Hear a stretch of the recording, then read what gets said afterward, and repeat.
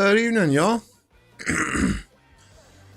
Starting out tonight on the 1307-1093 KvK, where a 1 AVG fort is under pressure from 1093. We're going to jump right into it today. Nikos Orahan, good evening, afternoon, morning, whatever it is.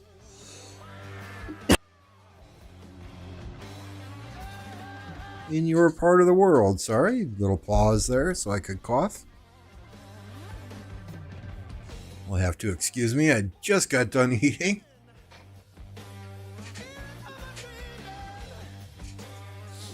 So we'll watch KvKs for a while. I should be getting first place in MGE. We can expertise Dido then right away tonight.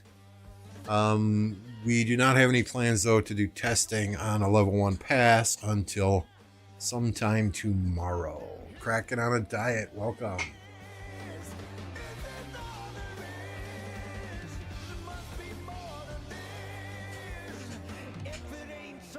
So I know there was some big time action in the 1365-1254 KvK earlier today. After this fort rally, we'll jump over, we'll take a look at that one. 93 has been putting in some serious work today. 1307 is in trouble.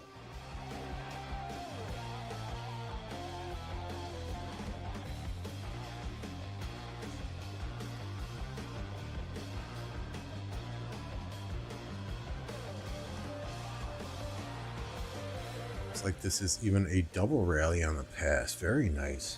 Very, very nice.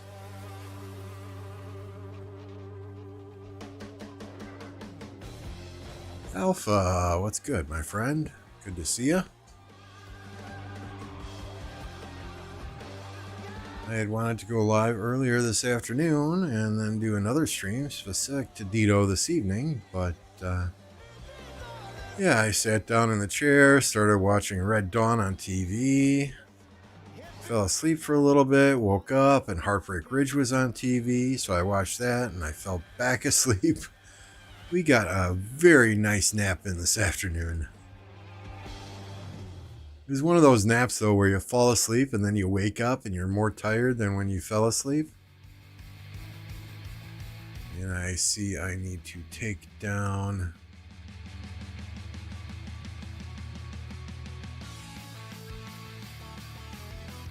my podcast notification there, right? Text box, there it is.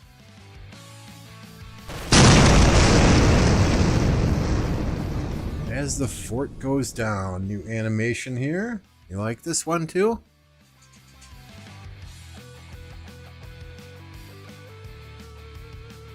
Alright, so let's look at this map. We know 93 blocked off this pass. They already had this pass blocked off.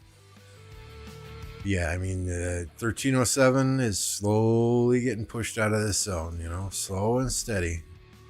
Like, you still got a lot of forts surrounding this circle. But this fort is now on fire.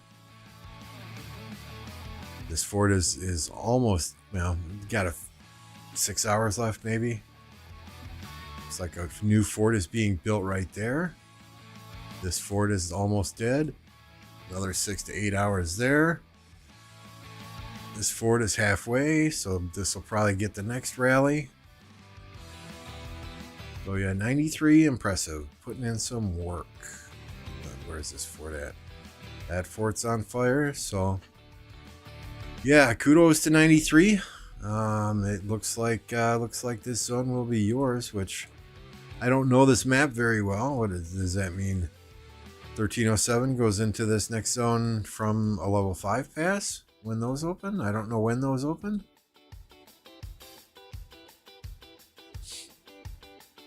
So we will see. We will see. It's top side against bottom side on this KvK, if I do remember correctly. We have a map we can throw up here too.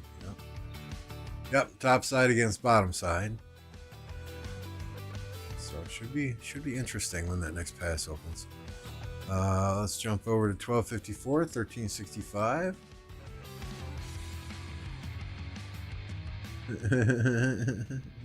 It's evening here, yep, but yeah, if it's 0005 there, then it is technically morning, I guess.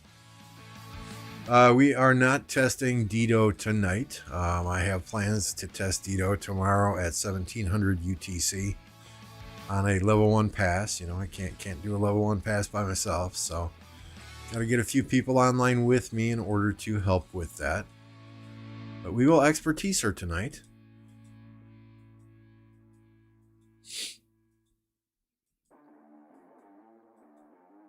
Electro King, what's up, dude?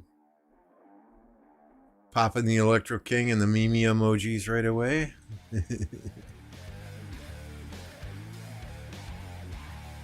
Yeah, there were some insane fights with this 254 365 earlier over this circle here, or around this circle here. Looks like now that it's bubbled, things have kind of calmed down. I didn't see any fighting over there. We'll check over here. You'd think you get kill points today. It's the last day of MGE.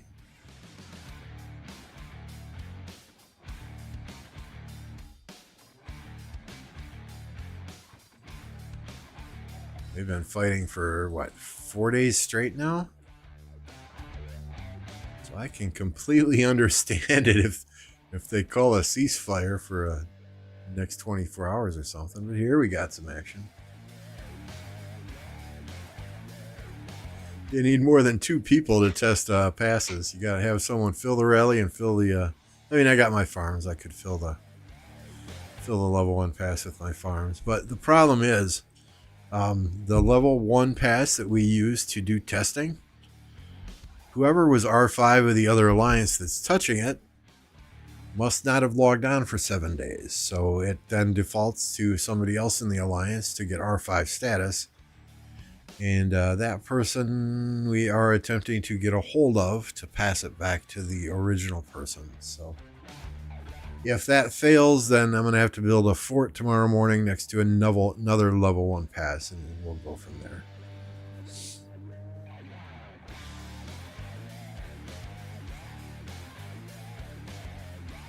But I'm sure we'll see Dido being used by some of these kingdoms and these KvKs here pretty much right off the rip. The problem with that is I don't know how much I would trust those reports because of auxiliary skills and crystal tech and things like that, which is why I want to do some testing on a level 1 pass. I'm going to get a few people online tomorrow.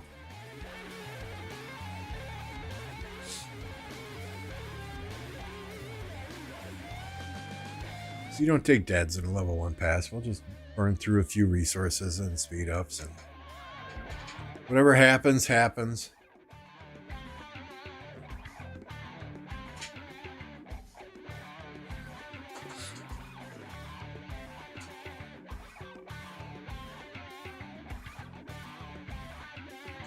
Besides, it'll give me an excuse to stream tomorrow too, right? Not that I need an excuse to stream, but if you missed the podcast this morning, it was a fun one. It was a fun one. Should change the title to Plato and Beast Debate. Those two were not at each other's throats, but they had a healthy debate about several topics this morning. It was quite a good podcast, though. I mean, that's why we do those, right? Because you have different people with different backgrounds, different spending levels, different power levels, different levels of the kingdoms that they're in, giving opinions, and opinions might differ. So there may be some discussions that we don't all necessarily agree on. Yep. So let's see. Just double check here the rankings. Got Lambo, Plague, Resurgence, Mavic, Stitch, Cat, MF, BT, Callow. 10th place should be Executioner. Looks like he's pushing up there. And 11, 12, 13, 14, 15 is Buds, Caradum, Hubs, Mad, and Yaffy. So we got Hubs, we got Buds, we got Caradum, I do not see Mad Mania in here. He's down here. Okay. Do not see Yaffy in here. He's here. So we got a couple people that still got to push up. Technically, Oatanis and Smart Alpha are not in the top 15. However, they are below that 5 million point threshold. So if they stay below the 5 million point threshold and get 14th and 15th, it is, they're well within the rules.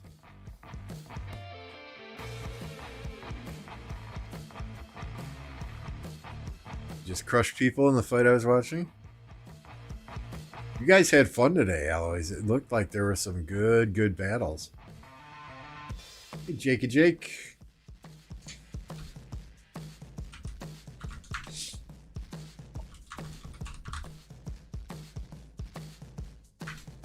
You guys don't know Jake, go subscribe to Jake's channel. He does a variety of content. And if you guys are new here and don't know Electro King, good lord. Electro King does a lot of the graphics, images, overlays, icons, emojis, you name it. Graphics-wise, Electro King does it. Intros, outros, you name it. You name it. Low prices, fast turnaround for your graphics needs. Message Electro King number 1000 on Discord. Give your money to a fellow Rise of Kingdoms person. Then one of those nitwits on Fiverr. Support your fellow community members. Yeah, I mean, these guys know the rules. 4,999,999. He better not gather a single more resource. He better hope the gold pit does not finish and his troops come home before reset, right?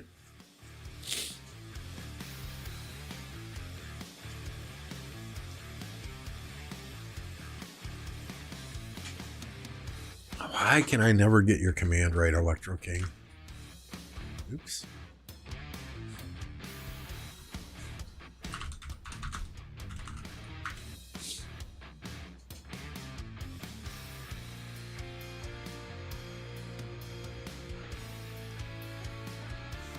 All right, let's see. 2489. This KvK took a huge turn while I was sleeping overnight.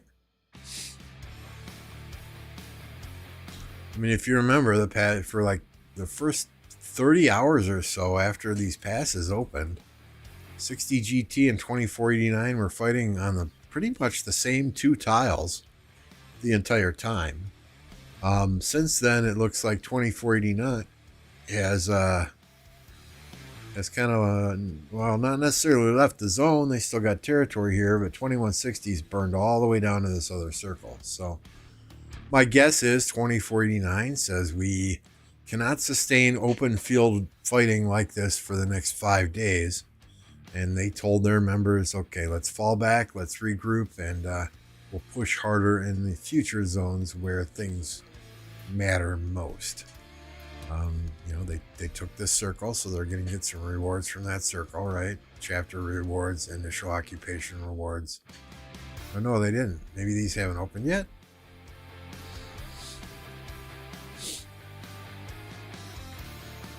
Interesting. Why would the ones in the other... Oh, okay, sorry. Different map entirely.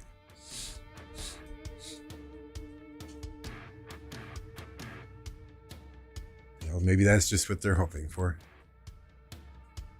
Is there more rewards in SOC KvKs and KvK2? The rewards are better. I mean, the rewards are better. You have different things that you can buy out of the KvK shop that you can't even use in KvK2. So I normally do not recommend people migrate backwards just because. If you're behind on commanders, if you're behind on equipment, just stay in SOC, get those rewards, and grind it out. Save your gold heads. Don't keep working on older commanders. Work on newer commanders as they come out. Once you get the gold heads to do that.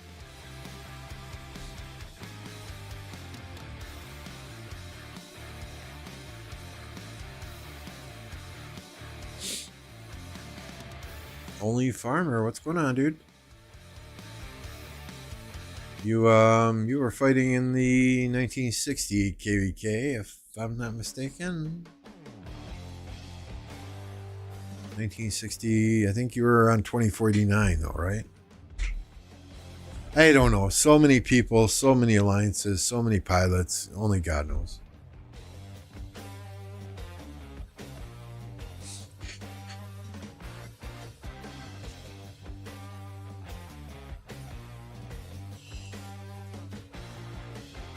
Oh, 93 fail on that fort.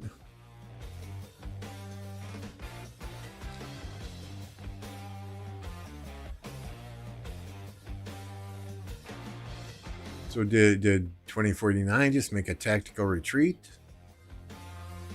Just kind of licking their wounds, waiting for the next zone, waiting for Kingsland. I know Apocalypse missed the podcast this morning. He said he overslept. He was really, really tired, so he must have been in there going absolutely crazy as well.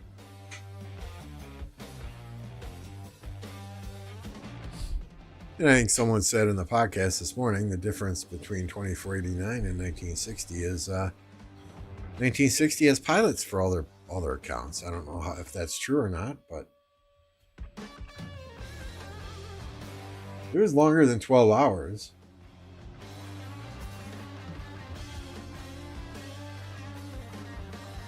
I mean, I swear y'all were fighting there for close to 36 hours in those same two tiles. Okay, so it's kind of a tactical retreat to... I know a lot of those people just migrated there, so they may not have... And did a KvK, and then another KvK, and now they're in this one, so they may not have... I mean, I don't think anyone has got the resources and speed-ups that 60 GT players do, but... Oh yeah, there's an army of pilots.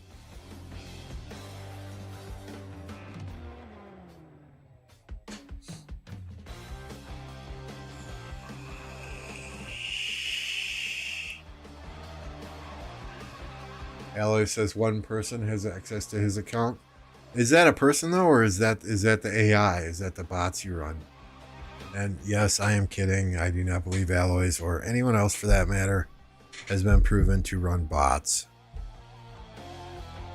It was a joke. Their coalition name is Bot.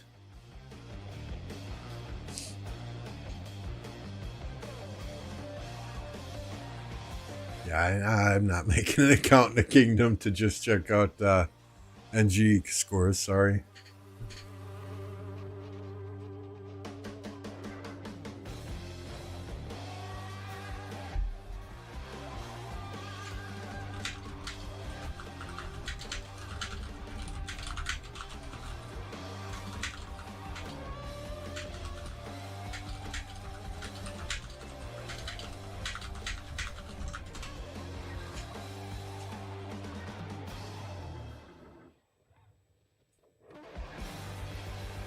I guess that is true. A very smart bot. The pilot bot, right? Pilot bot.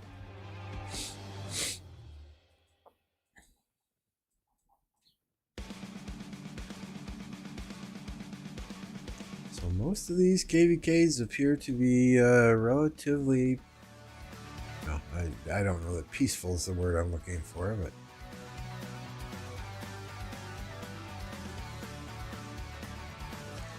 Beast had sent me a image earlier today showing that Kingdoms by Power, it went 1254, and then 1307, and then 1365, and then 2489, and then 1034, and then 1960, and then 1093.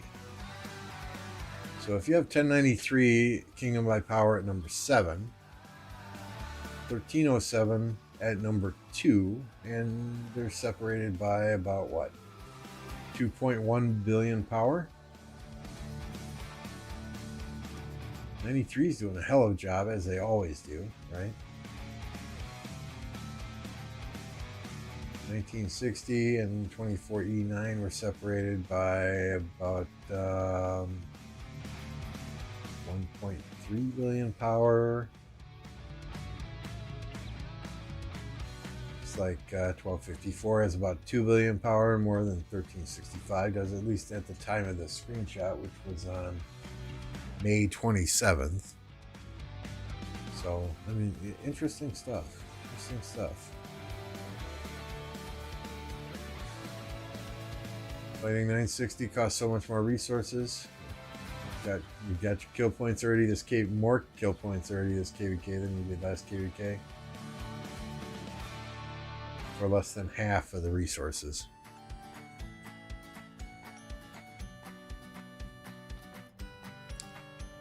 Well, I mean, 254's got players with top tier commanders with top tier equipment. Just 960 has more. I would imagine when you're fighting those top tier commanders, top tier equipment, max level crystal tech, when the first gate opens all the time, yeah, it's going to drain more resources for sure.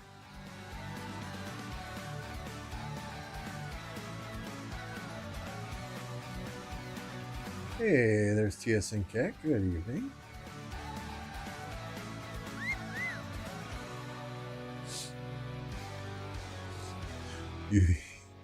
They were laughing at MGE earlier, Cat. Oatanis with 4,999,999 points.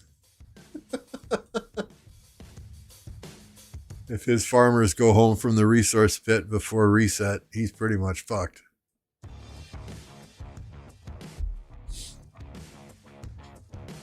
And maybe they're not even in there. Who knows? I'll leave you here for a second on this Alliance fort. I need another bottle of water, so I'll be right back.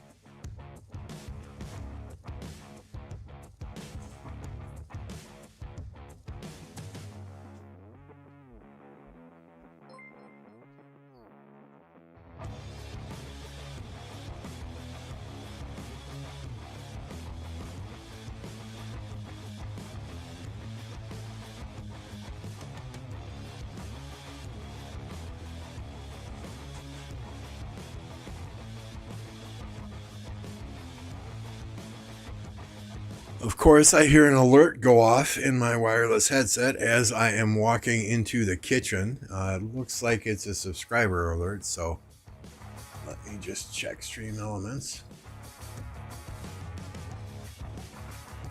Yeah, it doesn't tell me, but whoever subscribed to the channel, thank you very much. G-Man, Kingdom 1029 is a D seed, a D as in David. Beat X, good to see you here.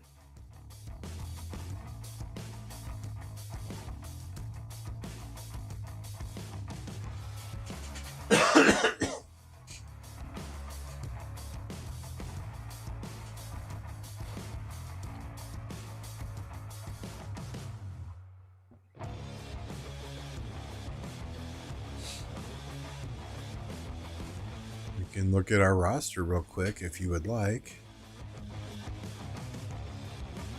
Got Cat, Killer Cat at 5 billion kill points, 26 million deads. Myself, Resurgence. I mean, I'd put this R4 group up against anyone's. 6.6 billion, 23 million dead. MF, of course, 30 billion kill points, 225 million deads. Mavic at 7.5 and 37 million. Stitch at 5.4 and 22 million. Plague is 100% free to play, and he's got 2.7 billion kill points, 13 million deads. Cerez also. Cerez spends his money on vodka. So he's got almost 1 billion kill points and 11 million deads. And then these are the R3s, right? Lots of quality players. Lots of quality players. Callow. Callow was king for a while in 1561 until that kingdom dissolved. Animal. Good stats. Brand new migrant to the kingdom. 4.6 and 20. Shadow of Moon, again, brand new migrant to the kingdom, 5.5 and 27. Winnie the Pooh, new migrant to the kingdom, 3.7 and 16. So we're getting some nice, strong players in, that are going to hopefully complement our existing lineup and make us even tougher to face in the DC kingdom.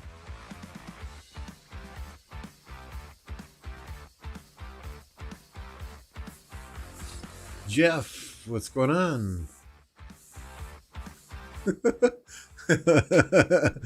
Jeff, I sub to say I'm the one who voted no, which is kind of a lie now. Shoulder shrug. Welcome, Jeff. Appreciate your subscription. Green Ray, what's going on? Super Cat, thoughts on being a D seed versus high A Imperium? Just recently migrated to a D seed from an Imperium. I played in 1052, which is the OV kingdom.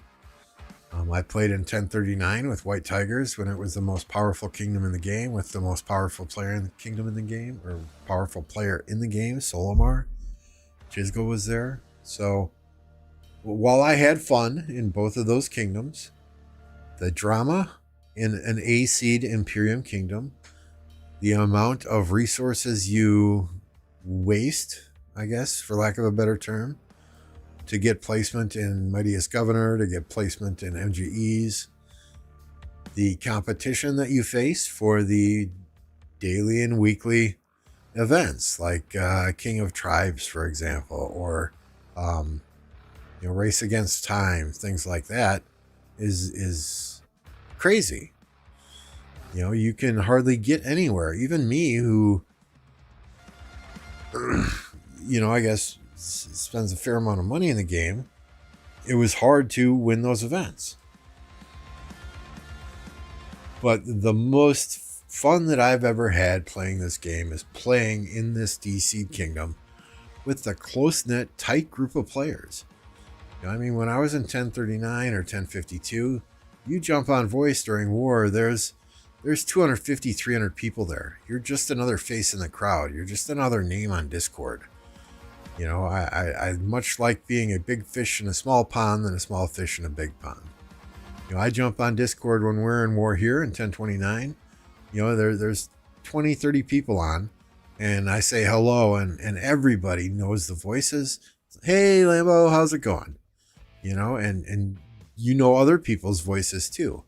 When I was on 1052, I'd have to keep one eye on the game and one eye on Discord, to make sure I knew who was talking, because one person's supposed to be leading the war effort and another person responsible for flags and that type of thing. So, yeah, boom, boom.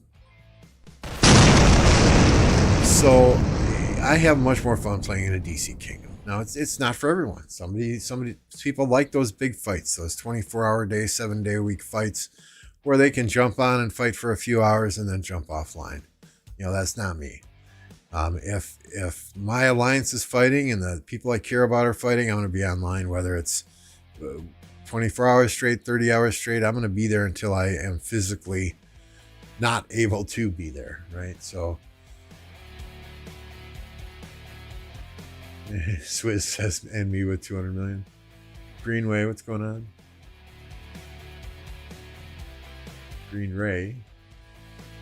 Connor's here. Swizz has joined.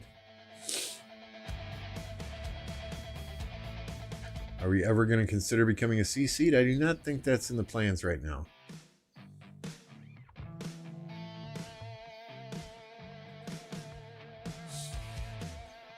Eloy says he never talks in Discord, but the fights are really fun. Yeah, it's a game after all. If you're having fun in the kingdom you're in with the people you're playing with, and big fights, little fights, 7-day straight fights or 30-hour straight fights, do what makes you happy. I say it all the time. Life is too short. If you're doing something that you don't want to be doing something that doesn't make you happy, don't freaking do it.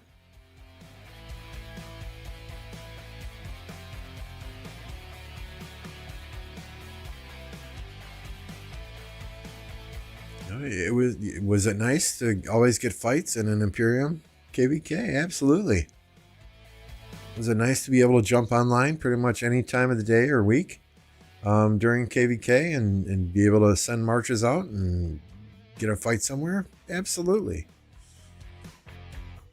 But it was hard to go to bed, hard to get sleep, hard to go eat dinner when I knew there were people fighting online for objectives, for territory, and you know, I'm not just one who can walk away from that. So the chance to beat 254 is worth it. You guys put some frickin' work in today. I mean, I'm gonna be honest here, always. It was after. So the first 8 hours after the passes opened, it looked pretty grim for 254 based on territory, right? I was like, oh God, these guys did not do well planning. Especially with 302 not getting into that zone immediately when the passes were available. But then for 2 days straight, everything 254 was touching was on fire. So I kept thinking, okay, what's 365 doing? Well, today y'all came out strong. All right, farmer, have a good dinner. I mean, you had field dominance. Every time I watched today, you guys had the field dominance. So it will be interesting to see what happens the rest of this KvK. Not that it wouldn't have been interesting before, but now I think y'all slapped 254 in the face and they're going to come out even stronger now. So we'll see. We'll see. Not that anyone's going to get anywhere through the wall of forts on the north or the wall of forts on the south. Or over here through the wall of forts on the north or the wall of forts on the south. Not that anyone's actually going to make any ground in here. But I think it will be pretty good. And hey, what's up? And the fort you guys snuck in here. Oh, beautiful, beautiful. During their downtime, there's nothing they could do about it. You guys outnumbered them 3-1 in the open field here, even with their allies coming in to help them. You know, even with who was it, 525 coming in to help them. Oh, it's I'm not saying they can't win. It's anyone's KvK, absolutely. I've seen Alloys in chat since this KvK started. I'm guessing you're burnt out.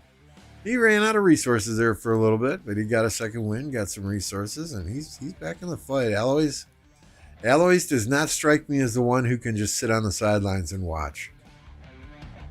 He wants to be in the thick of it. I'm doing good, Green Ray. How about you?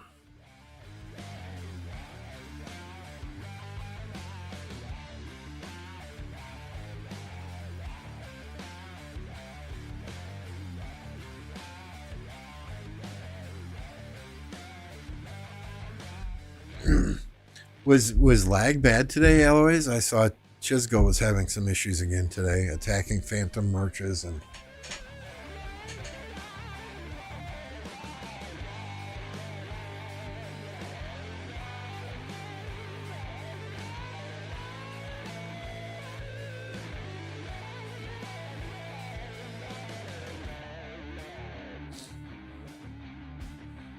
Captain Stinkfuss says, hello from Germany. Bratwurst. That's all I know. That's all I know.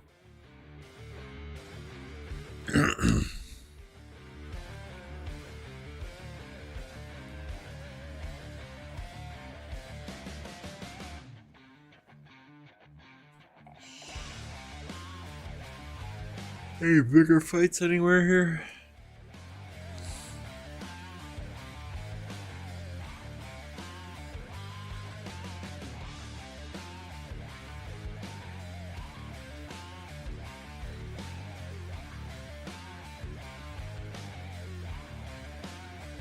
Not getting much bad lag at all. I was sleeping during the biggest of the fights earlier, though.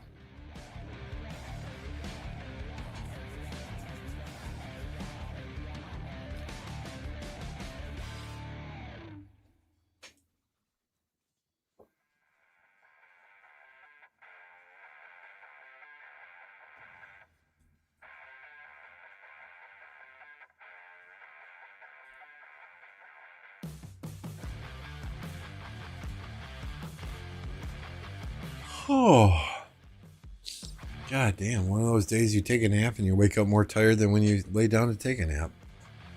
Or I shouldn't say lay down, but fell asleep in the recliner watching TV, right?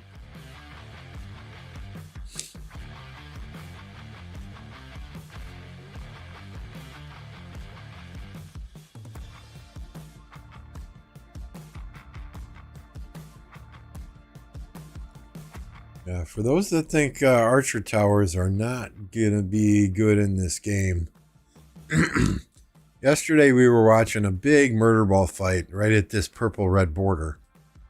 I mean, hundreds and hundreds of marches. Big fight. Well, there were people that set up arrow towers on this little peninsula here. And it was just raining arrows on the 365 marches. And that's some big brain thinking there, right? Because in order to take down those towers, people would have to get through the entire 254 murder ball and cross the bridge. And mind you, they had troops just continue to be pouring towards the murder ball. So solo marches trying to cross this bridge never would have made it to the arrow towers. And they had 2, 3, 4, 5 at one point arrow towers just hammering the 365 marches on the other side of the river. So, I can understand arrow towers not being too effective when you're placing them near a big murder ball, but the positioning on this little peninsula here, that quite impressed me, and that almost made me want to get one. Get an engineering commander completed. I'm not going to do it. I'm going to focus my farms on those engineering commanders, though. But yeah, that just, I don't know. It was the most effective use of arrow towers that I had seen thus far in the game. I think otherwise a lot of people just drop the arrow towers behind the murder ball and, they hope it does something. I heard there was some lag for 1 to 2 hours. Okay.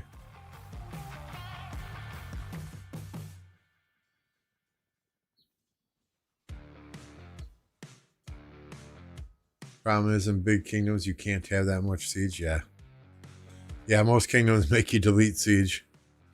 Well, most of the big imperiums. But, I mean, if it's like a Kraken, they can just, jump 400,000 sieges during the training events, right? And they're good to go. But I think you want those Krakens in the field fighting rather than troops in an arrow tower.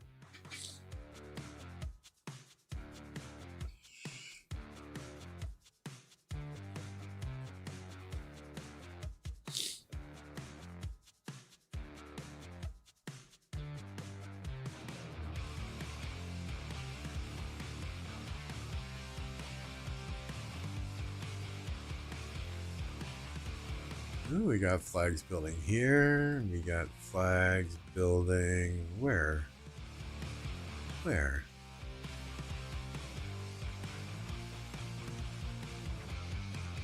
Oh, right here. Hello.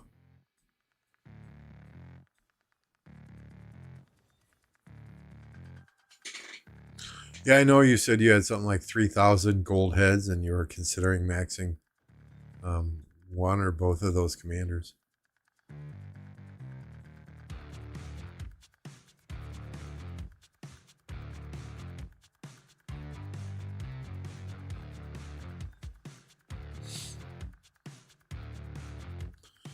T minus what? 1 hour and 19 minutes until we max Dido. Not testing her tonight though, y'all. So need to organize some level 1 pass testing tomorrow. Probably doing that around 1700 UTC.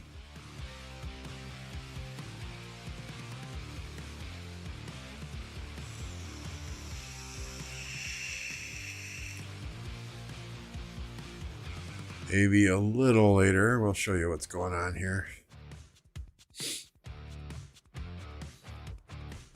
So we always do our level 1 pass testing because you don't get deads from a level 1 pass, right? So we always do our level 1 pass testing at this pass here because PK, our main alliance, and MCW, another alliance in the kingdom, both border it, and they're both max tech alliances. The problem we discovered last night, though, is whoever we had as R5 must have not logged on for 7 days, and the MCW alliance was transferred to some random player. So we are trying to get control of that back so that we can do some pass testing tomorrow. The other option we have at a level 1 pass is down here. 29 PK has this pass, and one of my farms is the R5 there. Problem is 29 PK does not have max tech. So the testing, even if we were to do it, it would, it wouldn't be fair testing, I guess, so to speak, because 29 PK doesn't have max tech. So, as far as other level 1 passes go, we're build 1 flag, we're touching this one. PK Farms, which has max tech, could potentially build a few flags down here and touch this as well. So this over here is probably our best option if we have to go with that. If we can't get MCW back under our control, which means, if the guy from MCW is unresponsive and we can't get R5 over there from our R4 group, potentially we're burning all this orange territory then out of zone 3. So either they give it back to us and they can continue farming if they're in zone 3, or we burn them out of zone 3. And that's just life in a smaller kingdom. Soup Gaming, what's up?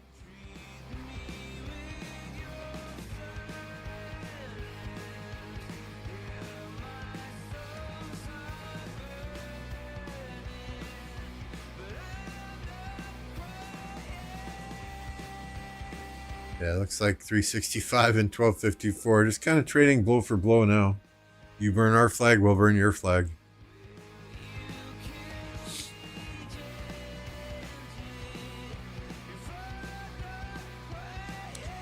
I actually myself get more entertainment watching 1093 methodically burn through 307. Even though they don't have near the field fighting that the other KvK does. I mean, they're a fort repairs, they all move in, they take the field, they rally the fort, they burn the fort. They all retreat, they refresh, they ball up somewhere in their territory, wait for the next fort to heal, and do the same thing.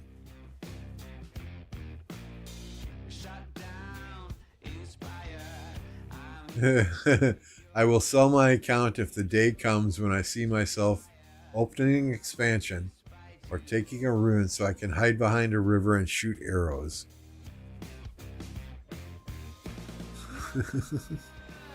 I mean, I'll do that on farms all day long. I think I provide better value in the open field with my main account. But hell, if I can do 5 arrow towers on farms and get some value from my farms while I'm fighting with my main, hell yeah. Gonna run out of speed ups before fighting ends? That's rough. That is rough.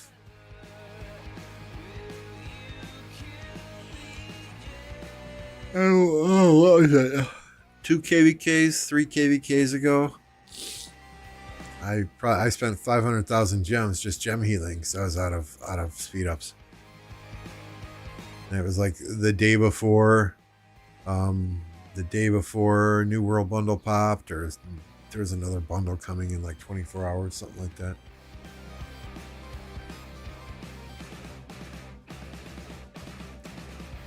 I mean, there's a point where you're asking yourself, good God, am I really going to buy Fountain of Wisdom just to get these general speed ups? Am I really going to buy, what was the other one? War Machine, just to get these general speed ups? And City of Hope. I mean, yeah, these bundles give you general speed ups, but I don't need no stinking building speed ups, training speed ups, research speed ups. And if you've got everything else and you need those, it's like, good God, what do you do? What do you do? Ooh, Xeno now. Check the middle right. It's fire, earth, and wind together versus daybreak, water. Do you have coordinates? 93 might lose. 93 is not fighting anywhere else, though, at the moment, are they? But yeah, oh, sorry, I changed maps, but didn't put a new map up in the upper right-hand corner. Yeah, this KvK is, what, top versus bottom, as I understand it. And there goes that flag, or that AF. Alright, so we'll look over on the other side.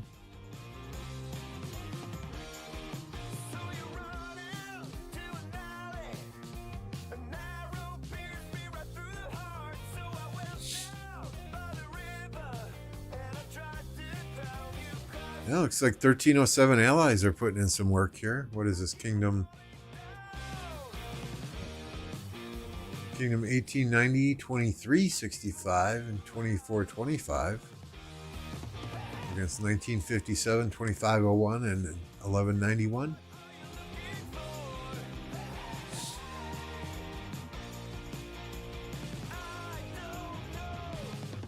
I don't know if that necessarily means that 1093 will lose, but yeah, the higher the morale of their allies, the more friends that they have potentially fighting in Kingsland with them.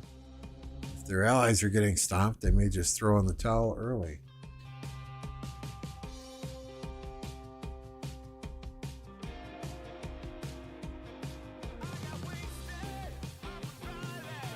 So that, yeah, that'll make things a bit more interesting when we get to the zone fights where multiple camps can access the same areas, right?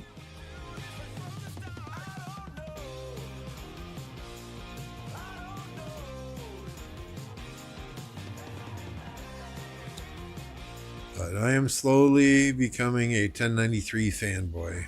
Just the organization they have truly impresses me.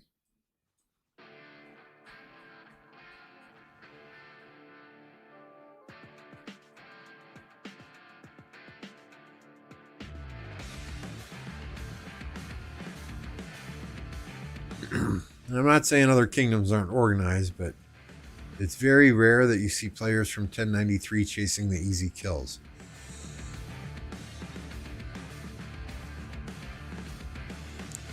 You know, if everybody's balled up in a murder ball, it's very rare that anyone breaks that murder ball and goes elsewhere other than the designated objective. Hey, Kurt. Our Orleans KvK is pretty much over now. I haven't even opened up Kingsland yet. I was hoping to have more fun in the Orleans format than we got to have. You know, I feel your pain. The last KvK we were in, Nile KvK. 50 days. 50 days enemy wouldn't fight us. I got less than 700,000 kills and only 174,000 deads. So any map can be, you know, if anyone wants to make a KvK, a farming KvK, all they have to do so is just don't fight. You know, people say Nile is a recovery KvK, but I kind of like the map itself. Just we had some bad opponents that refused to fight us. They fought our allies, they didn't fight us.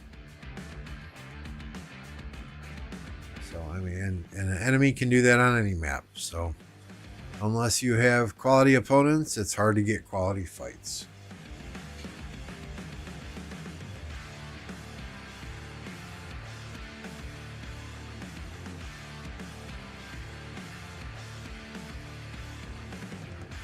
My camp Earth not fixing to let 703 get beat on the next zone. Why would we? You mean 307? Is Earth the upper right hand corner?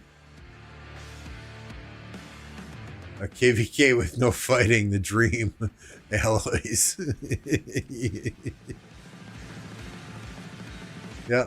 Yeah. I mean, every map depends on your enemies, though, right? I mean, you could have a heroic anthem, a stray for the 8. Any map an enemy could choose, hey, we're not going to fight. We're not going to come out of this zone. We're not going to fight. We're going to farm until the passes open up. We're going to take the passes. We're going to get the rewards, and then we're going to disconnect from the pass. We're not going to let our members fight. We're just going to stay in our starting zone and farm the entire KvK. Hit barbarians the entire KvK. Get as many rewards as we can, and not fight. You gotta have quality opponents to get a quality fight.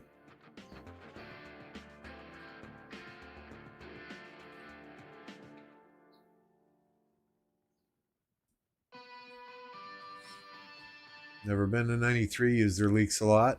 My first season of Conquest, I use their Crystal Tech guide too. Yeah, and they give back to the community with a lot of those leaks. I'm sure Lilith isn't happy about it, but hey. Kurt says, yeah, you're absolutely right.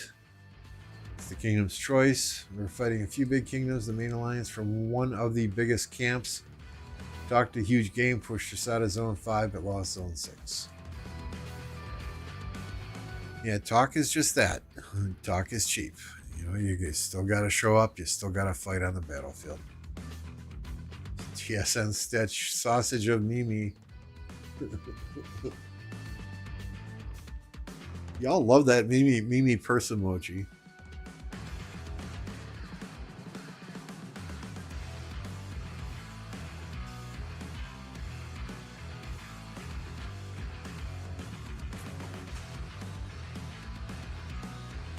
Oh my god, it's the amazing Lambo.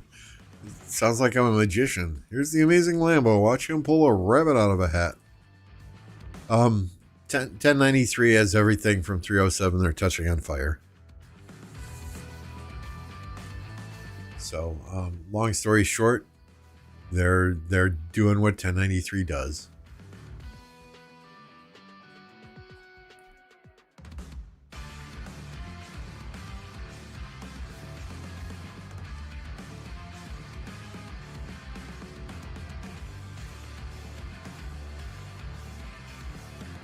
Honestly, I saw streamers from 307 yesterday when the Kingdom was fighting, playing other games.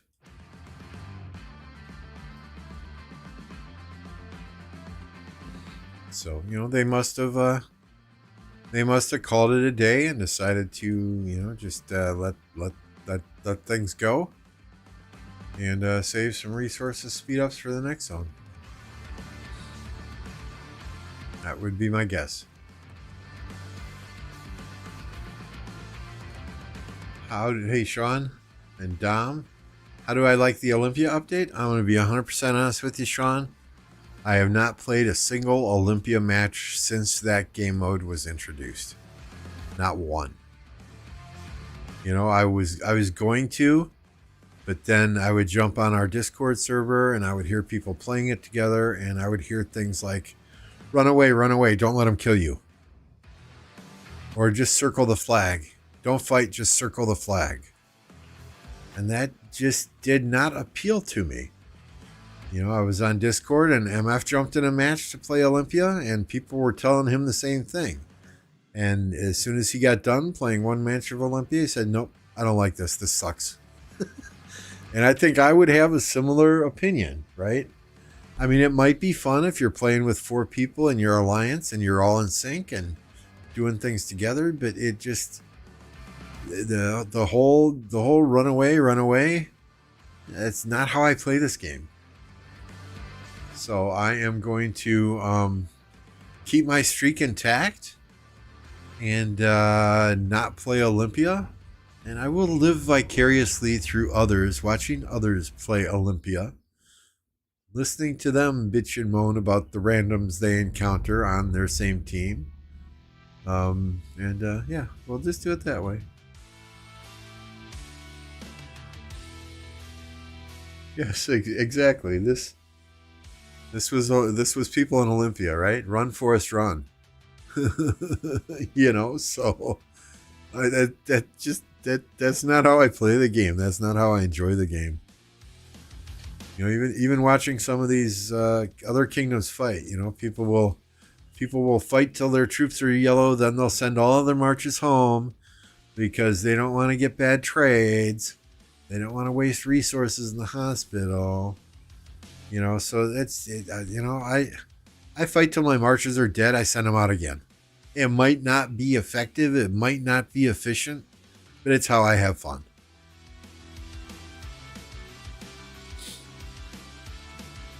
And my dead marches get home quicker than your half dead marches do. I promise you that.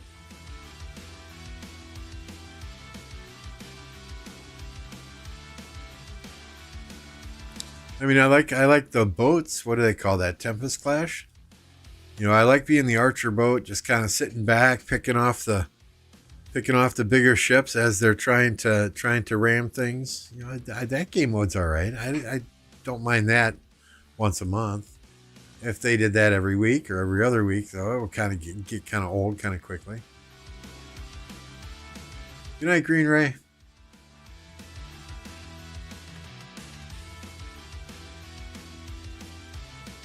All right, we don't see much action here. Probably be a good 15 minutes before another fort heals. Let's check out 1960.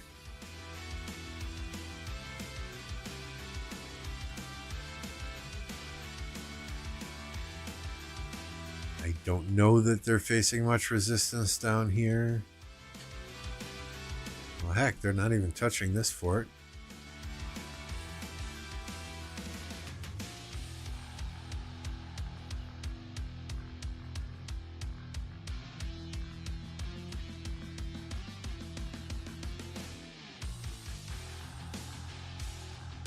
Just crazy. 11 billion kills, 67 million dead.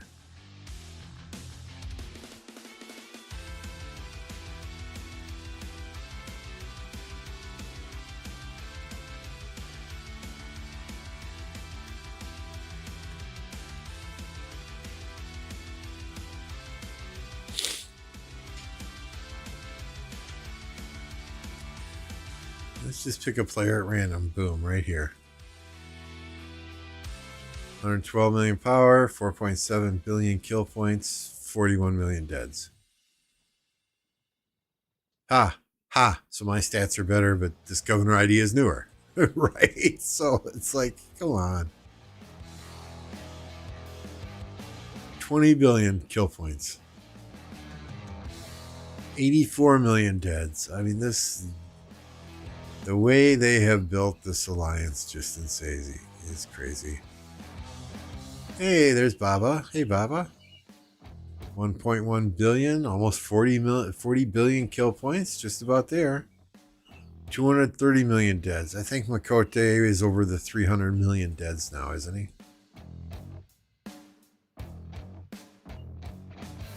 Hey, Yerp. Dracul doesn't play Olympia anymore either. I shouldn't say either.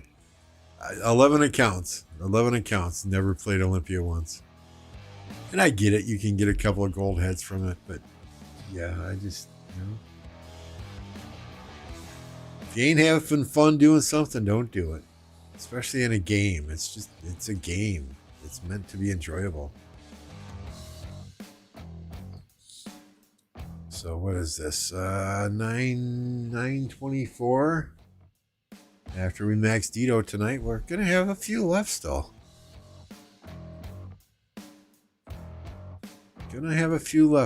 I am working on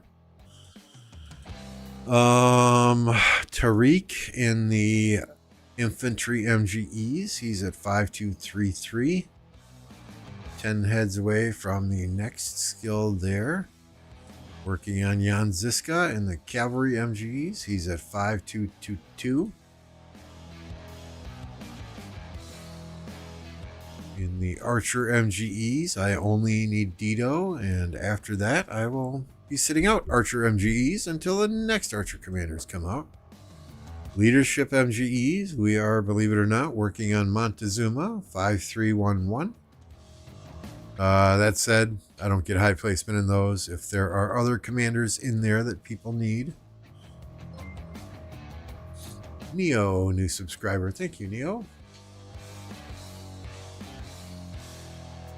Why the heck didn't it tell me you was live? I don't know, Mad. Were you in the dungeon? Was all electronic communication cut off back in the dungeon?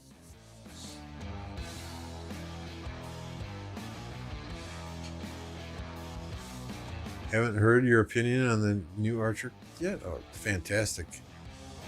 Fantastic. Z huge, fantastic. Dido to be determined. She looks strong. I think with Hera she'll be very strong, but we will see. Plan to do some testing tomorrow.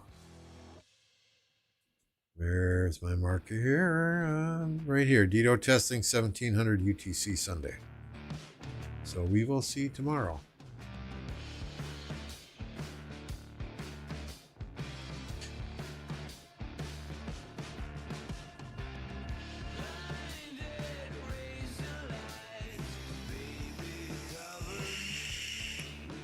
I do not see Yafi online.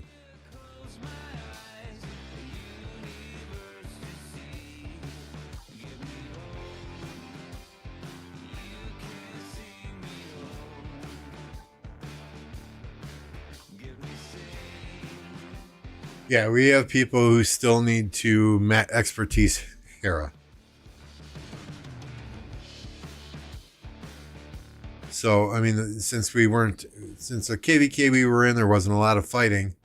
Well, there wasn't any fighting. There were some who opted to just max Hera through MGEs rather than dumping a bunch of gold universals into them. So we have people who are slow playing Hera and taking higher spots in the leadership MGs. I mean, honestly, how often am I going to use Montezuma? When I'm barb chaining, when I'm rallying forts in Lost Kingdom?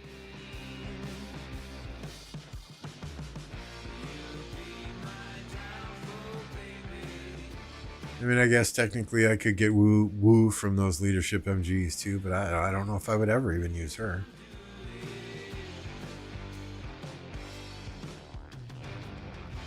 Yeah, Mavic still has the expertise Hera, I believe. He does garrisons. I think Stitch still needs the expertise Hera. There's a good 3 or 4 max tech players that do garrisons for us that still need Hera completed. So.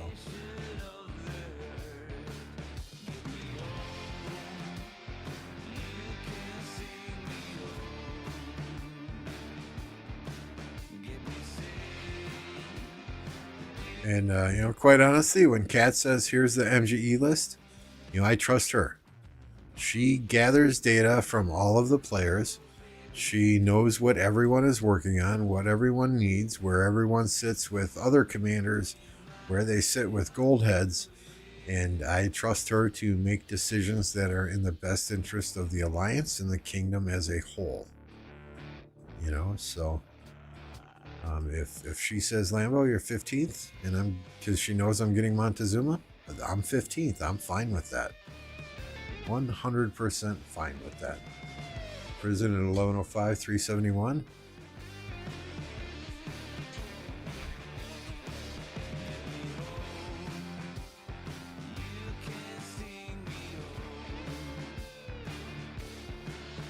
This KvK?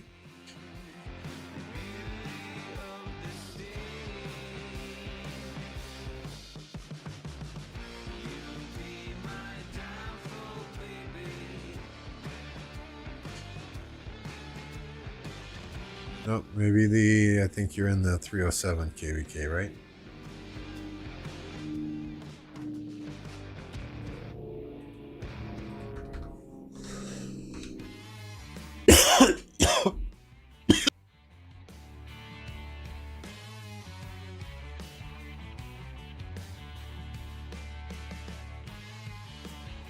There we go. Thank you, Jeff. Appreciate that. And yeah, I mean the thumbnail,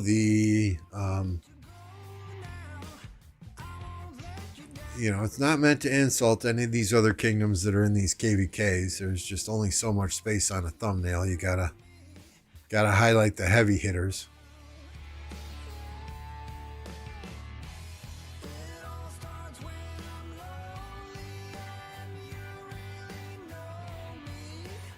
I'm at the stage of the game where I don't care about MG. Most of my commanders came from the wheel and are maxed. It's a good spot to be in, right? When you're at a point in the game where you're no longer looking backwards, you're looking forwards. Check account next to the imprison.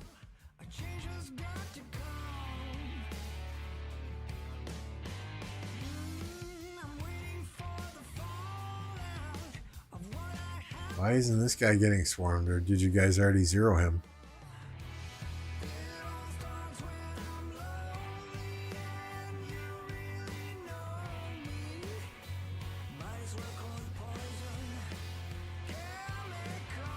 Better do something. There's only 2 minutes on the imprison left. Come on, y'all.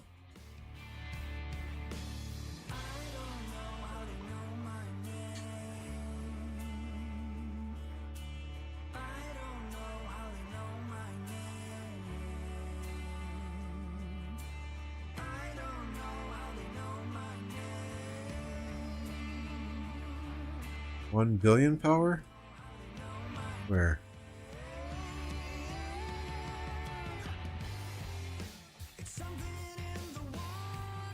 Alright, did I check account next to imprisoned? Impressive. Am I missing something? This is the guy next to the imprisoned, right?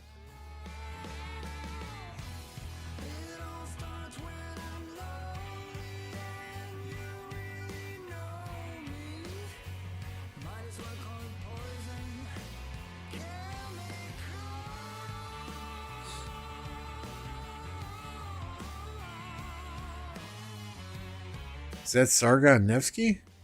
Oh yeah, I forget. Y'all must have auxiliary skills here.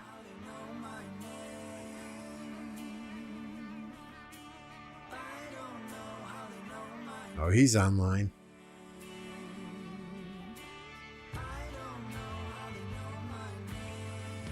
Oh yeah, 1 billion kill points. I mean, that's respectable. Maybe. We'll look after the rally to give the T1 through 5 breakdown.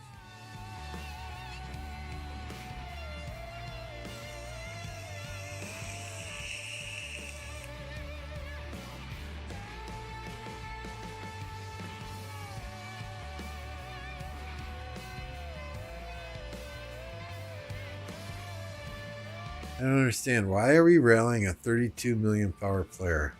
Just swarm that shit.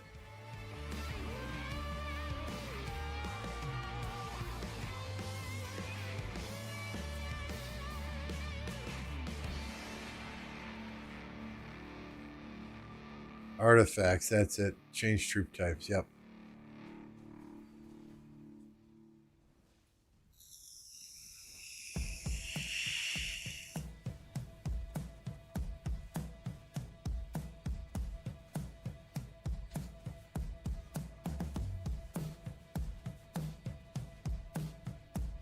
Oh, nobody's swarming, so he's gonna heal.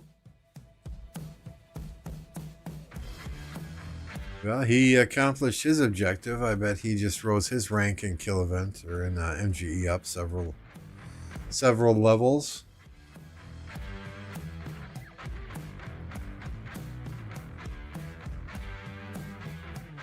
But yeah, thanks for the coordinates, Jeff.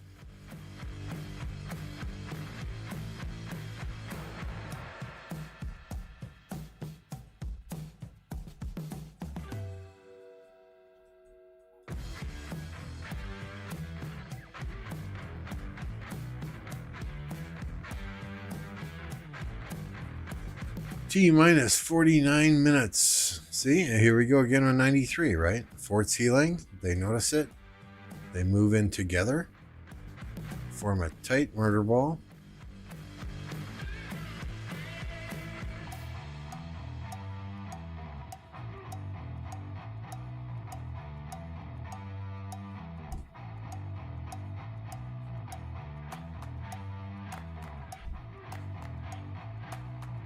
You can't zero that third. Oh. Okay.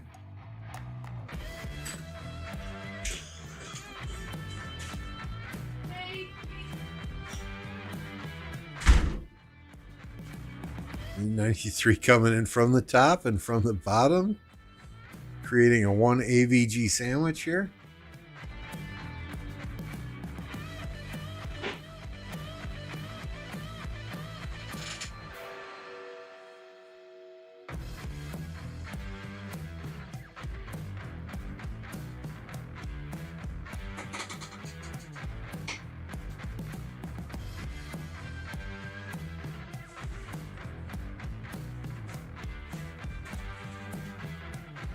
Felipe's dropped some power a little bit though.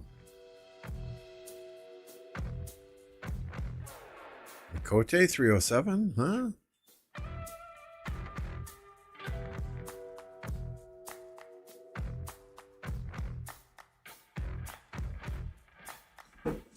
Yeah, I'm kind of pissed at myself for falling asleep this afternoon. I wanted to do some cable management on my desk setup here, but maybe we'll wait till tomorrow. Mad Phantom is still playing, as I understand it, though. This will be his last KvK.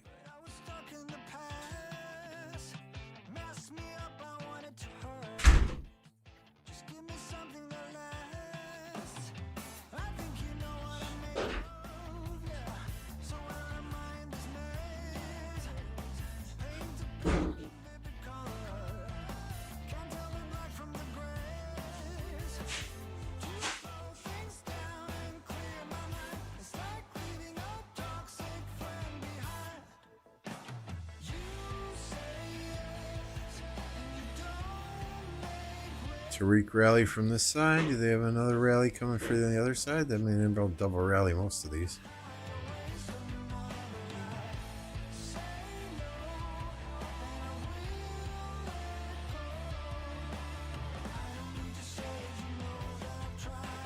Yep, there it is.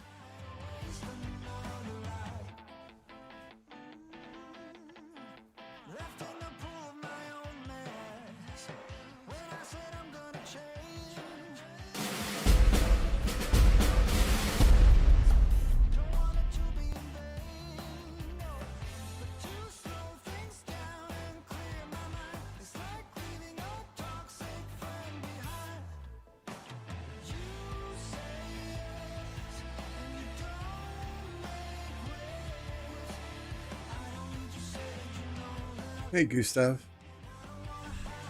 Yeah, I mean, says 1307 got destroyed so fast, it's crazy. I'll just say this. It does not look like they took the little blue pill.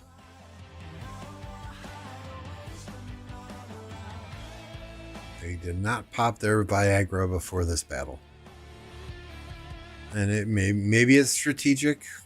You know, God only knows, but you'd think with... I think there's a lot of 307 players that are in the States.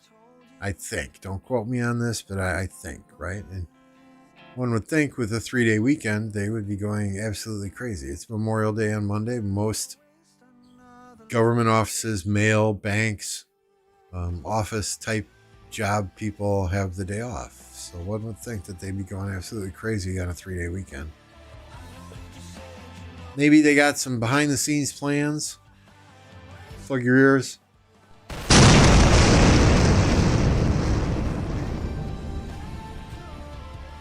Maybe they got some behind the scenes plans to do something else once the next zones open up, once Kingsland opens up. I mean, 93 pretty much bent them over right off the rip by being able to block this level 6 pass. So I don't quite understand this map when the level 5s open up. This next zone is a big one, though, right? You got, I mean, there's a lot of territory in here. A lot of territory in here. It stretches all the way from this end. And these are allies of 307 coming in from the top. But it stretches all the way from this end all the way back to here. You know, so that's an absolutely huge zone.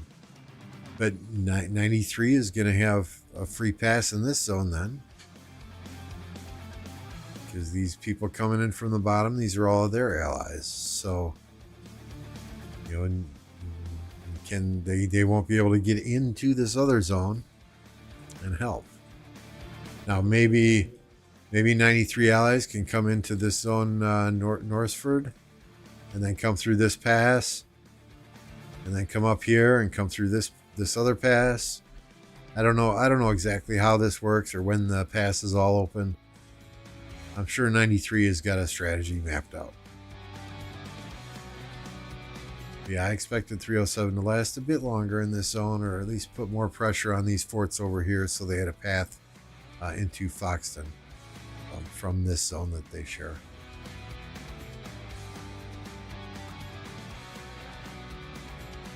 Watching your Kingdom players getting zeroed. Nobody wants to listen. But yeah, no matter how many emails you send out, move to a safe territory when you go offline.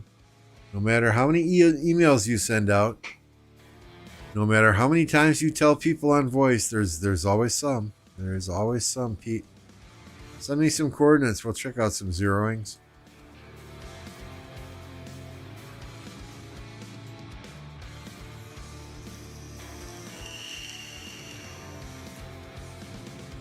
So if I remember correctly, AVG fort and then the CB fort will probably heal soon.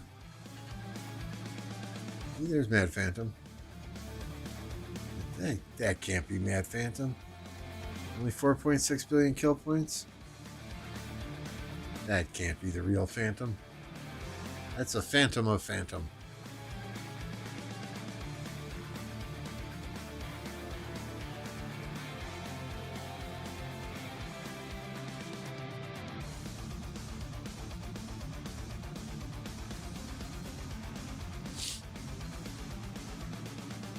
Yeah, I saw a meme on Facebook or something, I think, and it was a screenshot of that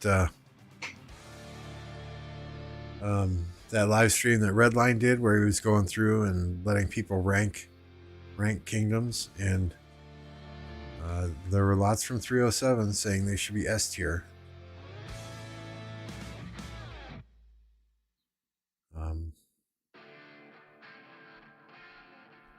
I would say at this point in time, the Redline community was correct, and they're assigning them an A tier.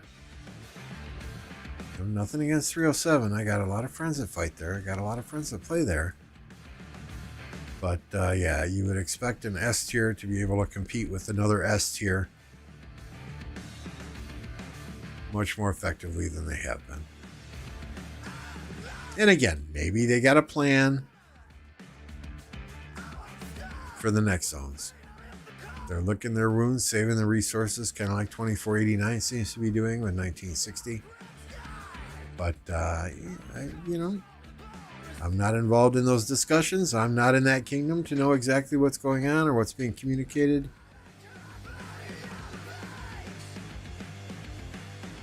Is Electro King in 1029? This will answer your question right here.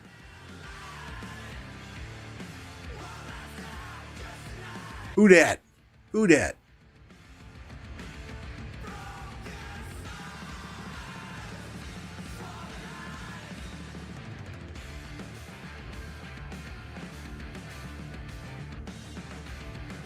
He is now in 1029, and we are happy to have him.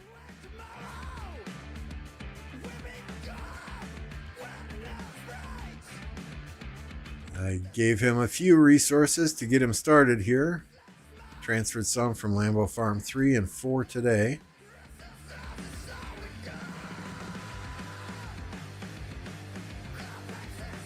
Sent a few myself from my main account today. He came here. He's like, bro, I don't even have enough resources to train troops. So we gave him a little jump start there.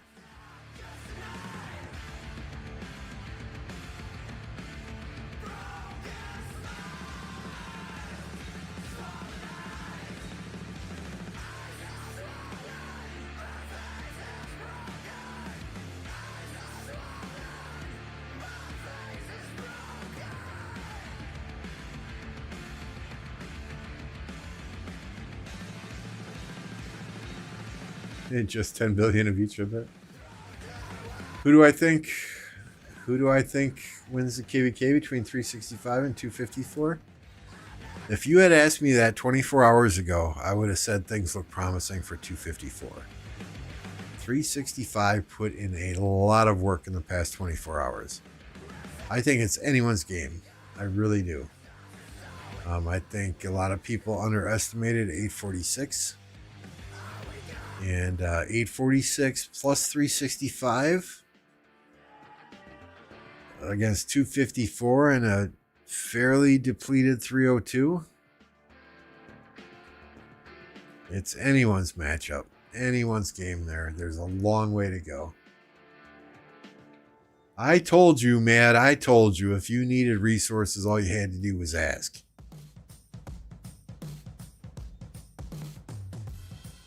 You wanker.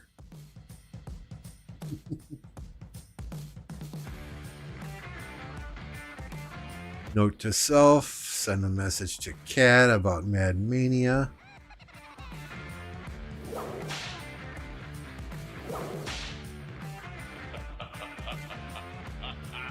Hey Tony, what's going on?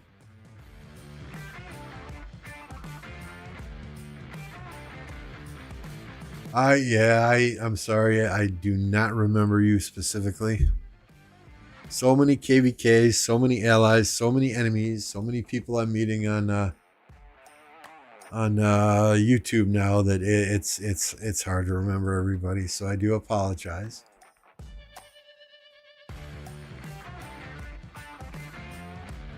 No beans for you. That's a good thing. That's a good thing.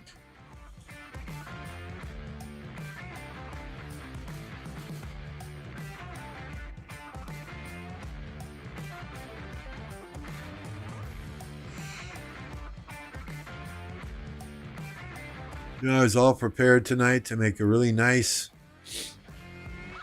couscous and zucchini boat dish with it had, you hollow out a zucchini, you put some tomatoes and Parmesan cheese and what else is in there? Couscous inside of it, then lay it on a bed of couscous and gonna make a nice healthy dinner this evening. But I was too damn tired after I woke up from the nap, so I just ran to fucking Harvey's. Stitch remembers, Tony. There you go. See, much younger individuals have better memory than I do. I killed way too many brain cells when I was growing up. So I can generally only remember the important things. Yeah, well, I shouldn't say that, right? Not that you're not important, Tony, but I mean, I can probably sing every Guns N' Roses, AC/DC, Def Leppard song word for word, but yet if I meet somebody 5 minutes later, I forget their name.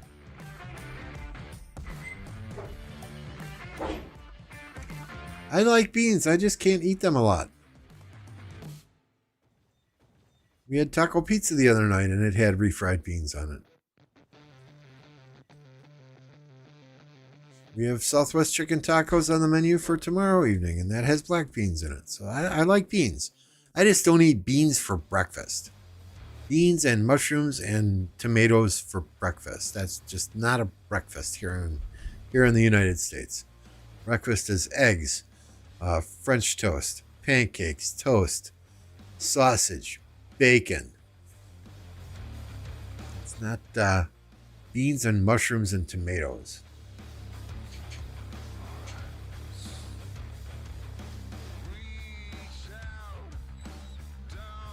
And black pudding. What the hell is black pudding?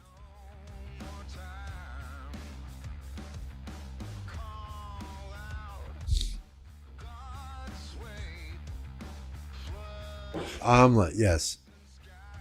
You know, and an omelet stuffed with meat, like sausage and bacon and sharp cheddar cheese and ham and yeah. Maybe some onions, something to complement the meat, but not all the mushrooms and tomatoes and green peppers and spinach and avocado and yeah, you know, yuck. Chicken and waffles, there you go. Chicken and waffles, classic. Beans, beans, the magical fruit. The more you eat, the more you toot. The more you toot, the better you feel. So eat beans at every meal, right? Pete's heard that before.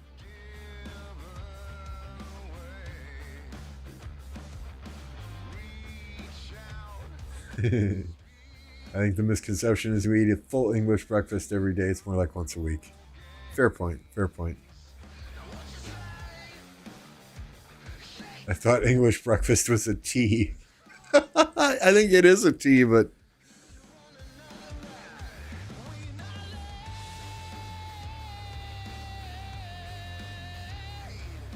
where's TR going? Where are you guys going?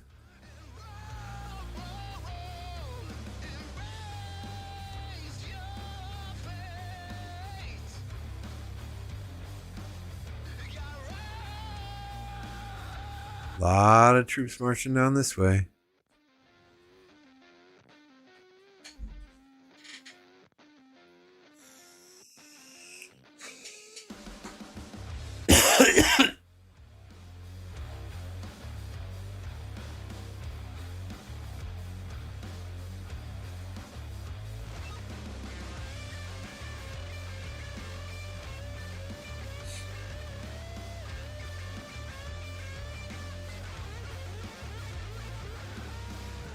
These JST guys, they're not stupid. They see all these marches coming down. We want none of that.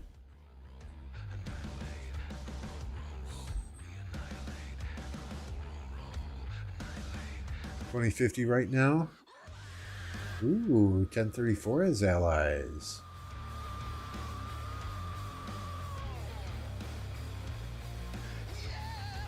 So if y'all didn't know, I do have a Discord server. The link is in the description of the video. If you've got a KvK that you want me to stream and it fits into my schedule, it's not in the middle of my workday, just post in that Discord. There is a channel called KvK Streaming Requests. Just give me the specifics, the date, the time, the KvK, who the allies are. And if it fits into my schedule and it's not in the middle of my workday, I will do my best to stream it. So if you want some coverage of that KvK, if your kingdom needs some coverage of that KvK, just let me know, Tony.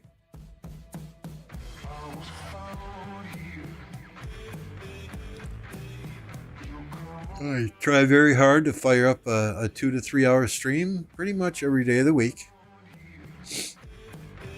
I'm playing the game anyway. Might as well be streaming something.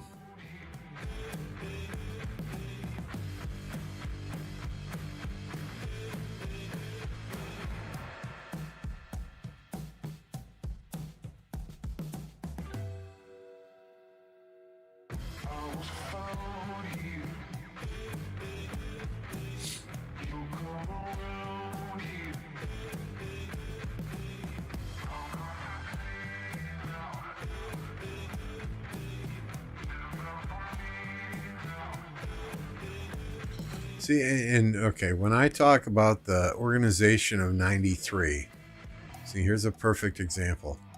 We have marches from TR slowly, 5 marches at a time, 1 or 2 people at a time, moving to the right. If this was the 1093 murder ball and the call went out, hey, let's all move to the right, you would see all of these marches moving together.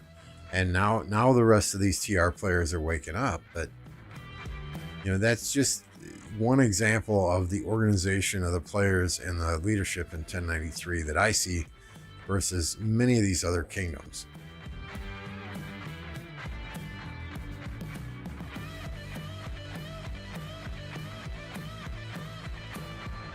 Coffee is better than English tea. I would agree there. I'm not a big fan of tea.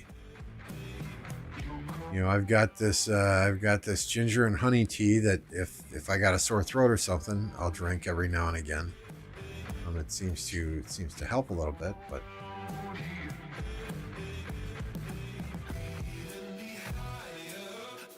I like iced tea. Not necessarily always hot tea.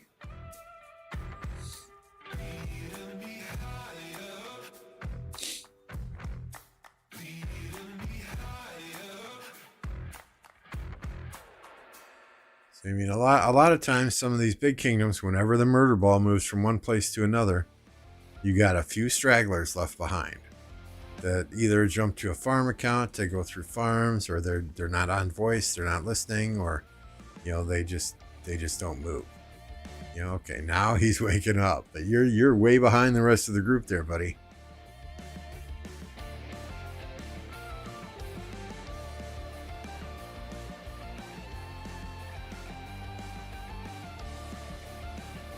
Where are they all going? They're just going back and forth, back and forth.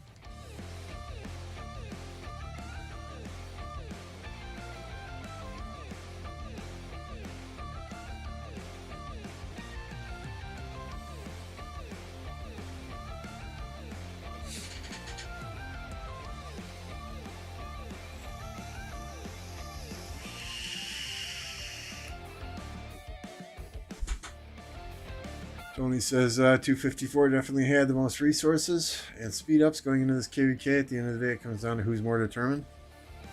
Oh, who's more determined and who can run on the least amount of sleep.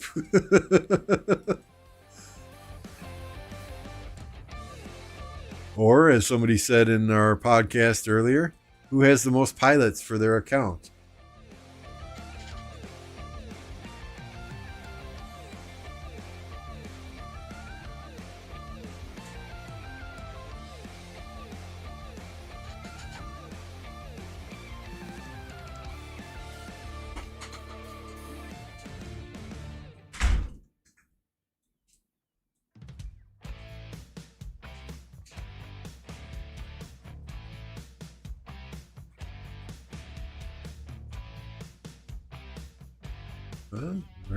I'm lost.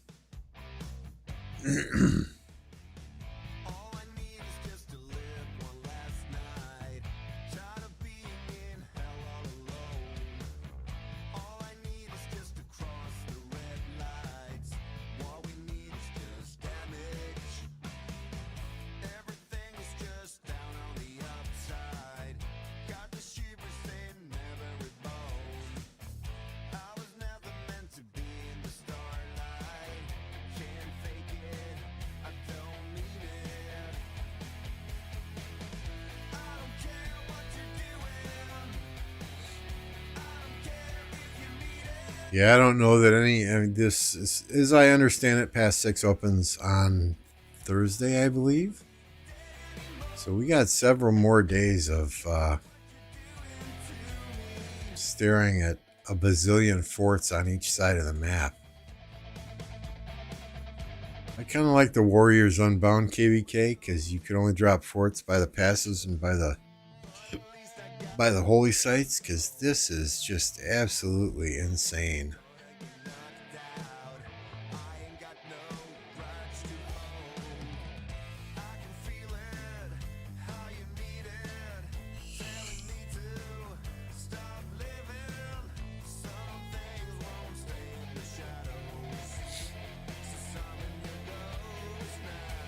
I think they're all just marching home to refresh.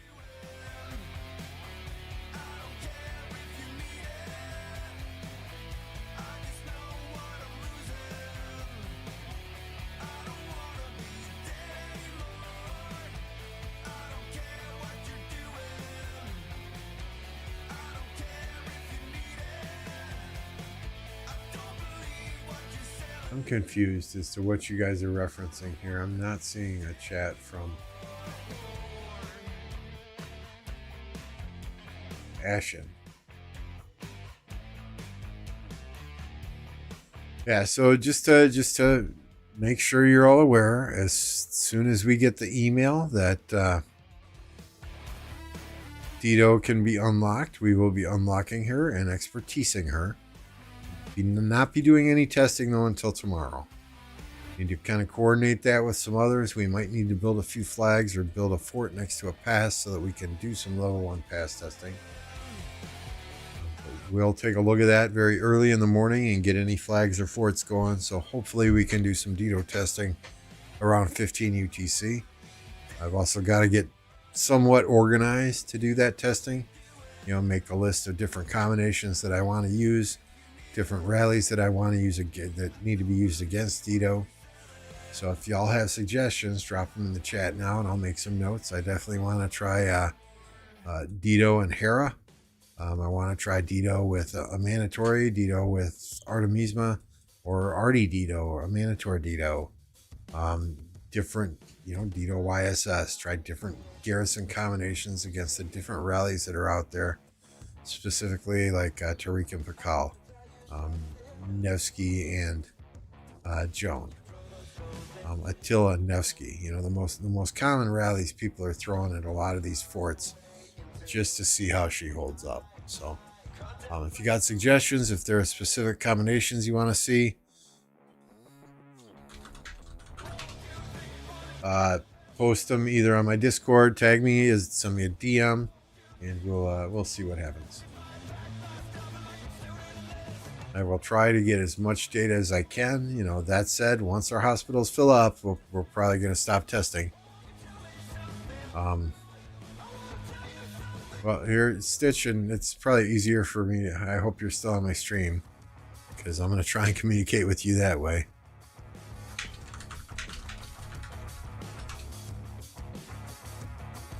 Rather than typing back and forth on Discord while I'm trying to stream, right? You want to see the anti-swarm? That'll be hard with pass testing, right? That would be very hard with pass testing. So and when I say we might need to build flags and forts, right?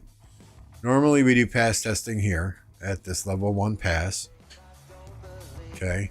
But this Alliance MCW looks like it's in some random person's control. So whoever was R5 here must have gone AFK for 7 days, and the Alliance transferred to somebody we don't know. We're trying to regain control of that Alliance. If we can't, we may then need to burn them out of Zone 3, but that's a whole nother story. Otherwise, we can do pass testing on this other level 1 pass here. PK is in the pink. 29 PK is in the blue. I'm R5 of 29 PK. Problem is 29 PK doesn't have max tech in their alliance. It's truly a farm alliance. So that would not be quote unquote valid testing. The other option is we can do level 1 pass testing over here. No, we can't. Well, I guess PK could drop a fort next to this level 1 pass. Or is it over here? Yeah, that's the other 29 PK.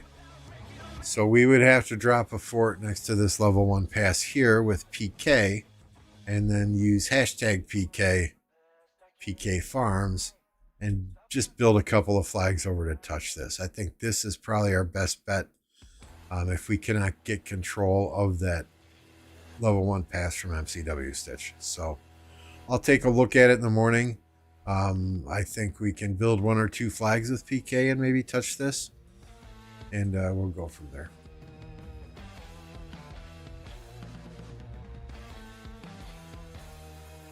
As a rally, I think we could do that.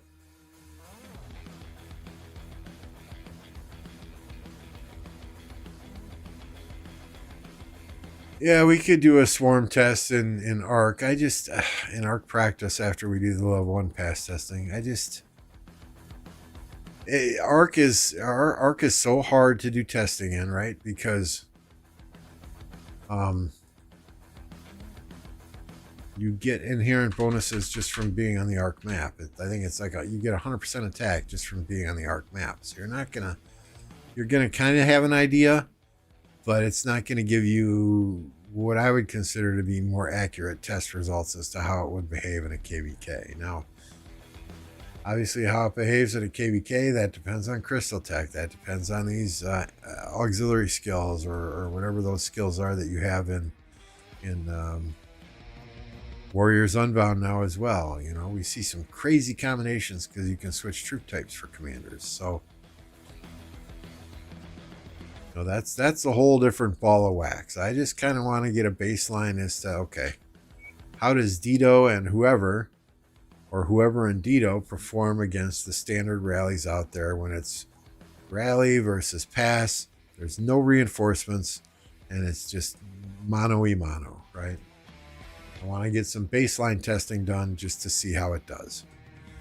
And then from there, you can kind of extrapolate your theories and your analysis for, okay, how's it going to do in a KvK situation? How's it going to do in another type of situation? Is this now meta?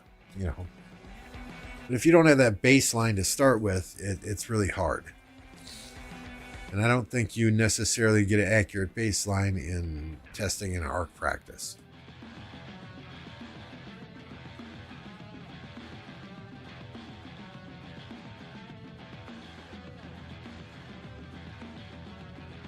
KvK, you get 40% damage just from the RCF being built.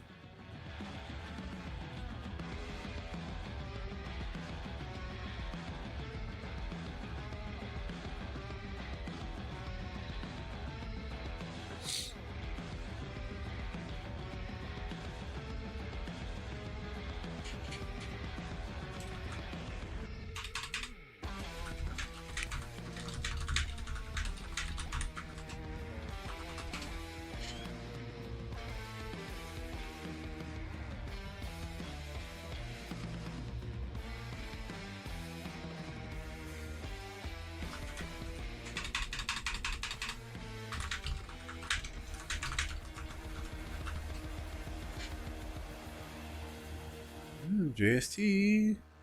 No, that's all TR. Sorry, I thought that was some 1365 players there.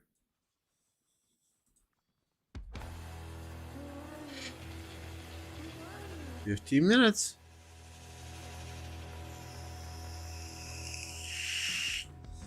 We're going to leave you guys on this flag for a second, take a quick bio break, grab a fresh soda, another bottle of water. I will be right back. Don't go anywhere.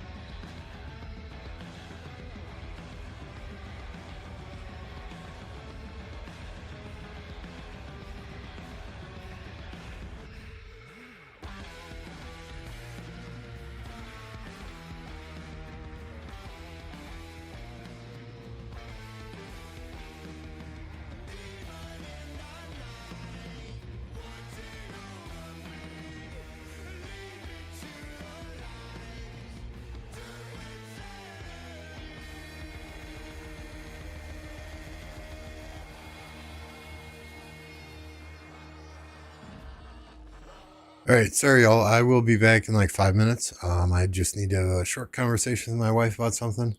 I hope the screen. I hope there's fighting on the screen, but yeah, I'll be back in a little bit. Tash, I see ya. Good afternoon. So I will be back in like 5 minutes. Mad, keep an eye on things for me.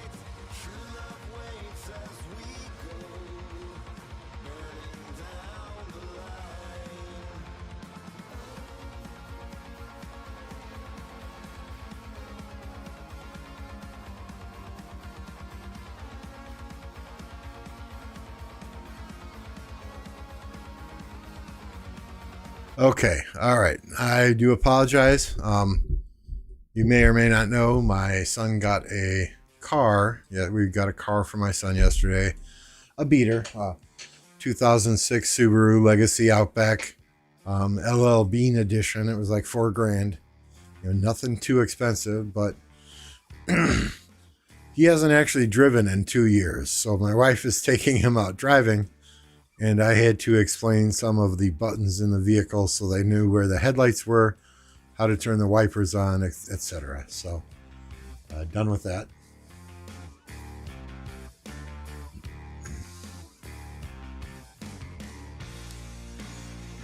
All right. Jacob, welcome to the stream.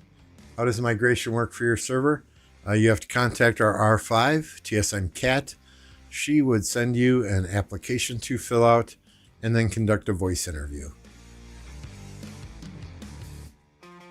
We do not allow just anyone to migrate here. They have to be people with the right personality that we feel are going to fit into the existing group and not ruin the cohesiveness we have together. Scorpion, what's going on?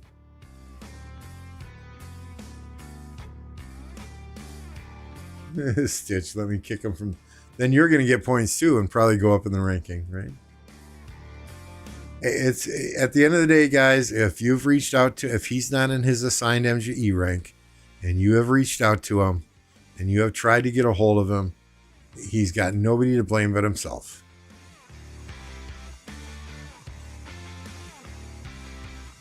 Lambo's back. You didn't have time to rally. So it's on him. And, if people are not getting the placements they are given in MGE, that is something that Cat takes into consideration for future MGEs.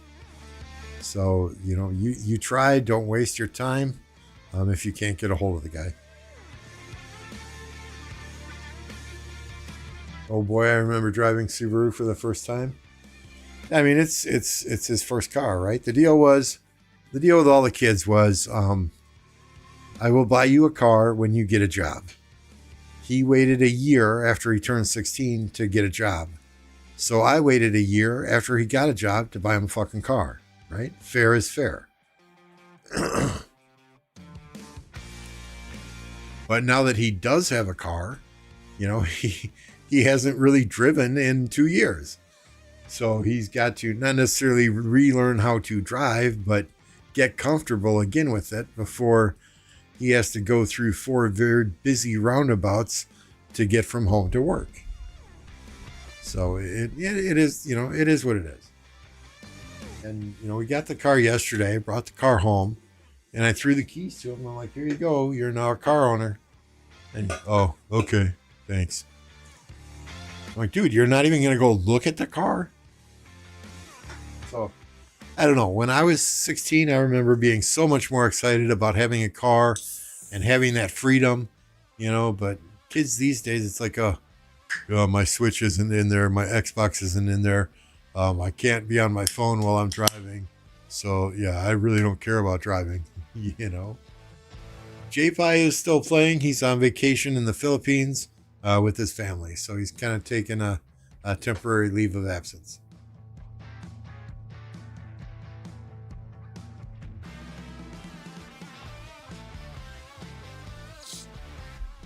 Yeah, we made all the kids get a job when they were 16.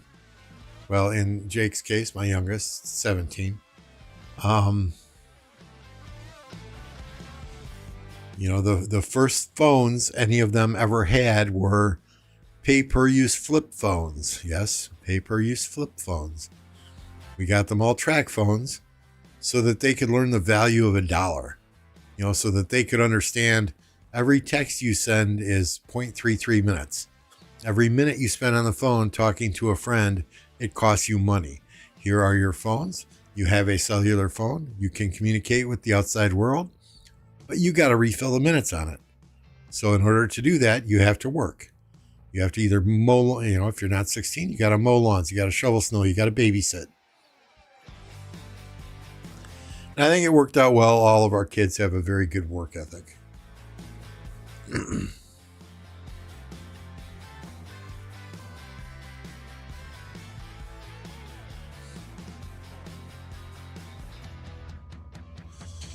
My oldest son, yeah, he started working when he was 14. So, but yeah, he started working when he was 14. He had big plans to save up for this and save up for that. Well, that didn't quite work out because he had to spend his money on something else. So when he was 15, 15-year-old boys, they tease each other, right? And my son's got larger eyes, so there was somebody in a classroom, teacher had left the class, and this other kid was calling him bug eyes.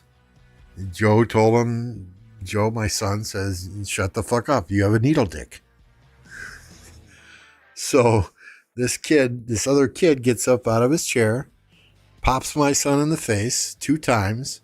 My son took the first one, told him to stop, took the second one. My son got up out of his chair, hit him 1 time. Broke the kid's jaw in 2 places, blood everywhere. Well, the police were obviously called, the school resource officer, this, that, and the other thing. And I'm like, he was defending himself. Why is this even a question? The other kid hit him twice first. And the police officer was saying, well, it wasn't defending himself. Defending yourself is something you have to do when you're backed into a corner and have no place to go. He was in a classroom. He had the opportunity to flee, to run away. I looked at the school resource officer and I said, you're kidding me, right? If a 15-year-old boy gets hit in the face twice and runs away from a fight, He is never going to live that down. Nobody in his class is ever going to let him live that down. And the bullying will only get worse and worse and worse in the future years. If you get hit in the face twice, you punch back. And she's like, that's not the law. So what ended up happening is we talked to the family of the other boy. And, you know, boys will be boys. They made up the next day and they were walking home from school together, right? But boys will be boys. We talked to the other family and we split the medical bills. But my son had to pay for them. So he got a job when he was 14 just so he could work for a year and a half to break some kid's jaw and give all his money to that family for medical bills.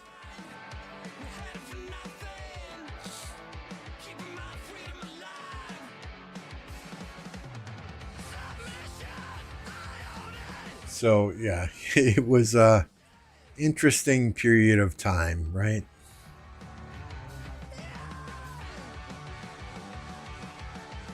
No, I mean, I don't teach, and I told all my kids, you know, never throw the first punch. Always try and talk your way out of a situation. But if somebody attacks you, all bets are off, right? I guess I was wrong. And my son was so confused. He's like, Dad, I don't understand. You know, you told me don't throw the first punch. To defend myself, I didn't throw the first punch. I took 2 punches from him before I even threw a punch. I'm like, I get it, Joe. I get it. You know, I still believe that is the logical and the right thing to do. But the police, the law, the state, it says differently. If you have an opportunity to run, you were supposed to run. He's like, all my friends would have made fun of me. So, I mean, it's a tough situation kids are in these days.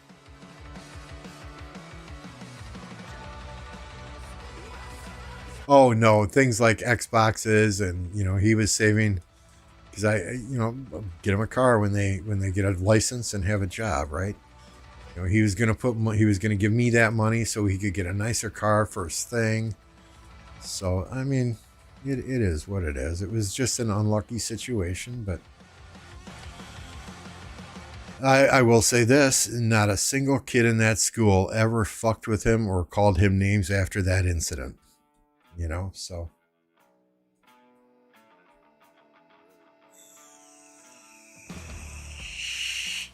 You should break the jaw of the police officer.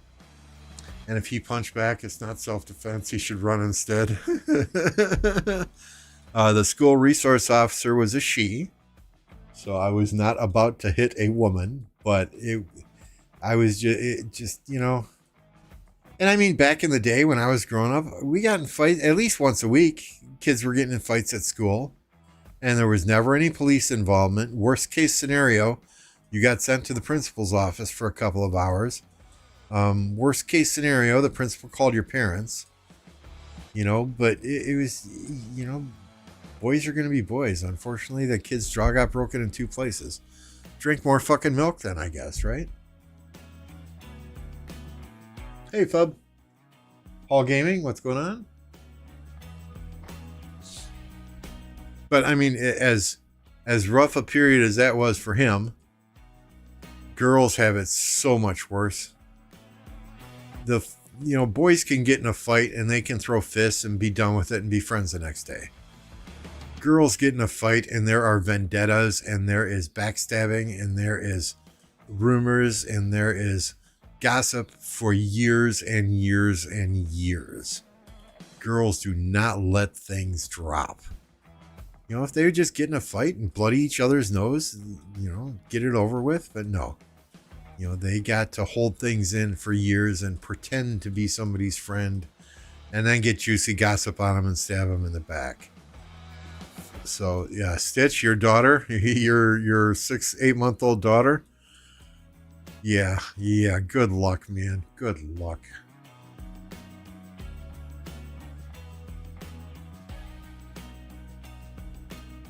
That's all I gotta say. Good luck.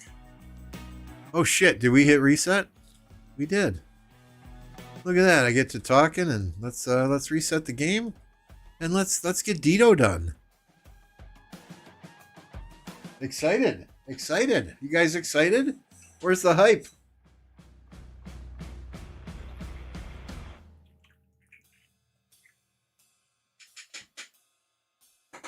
Hey, Demir.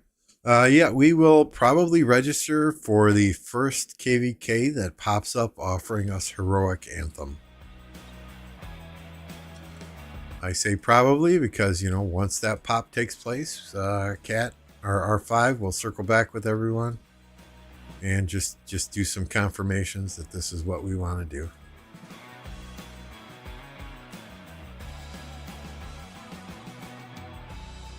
Claim.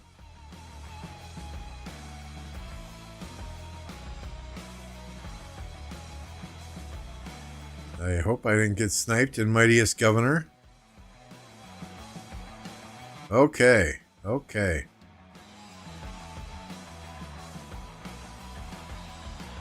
Waiting patiently for the email.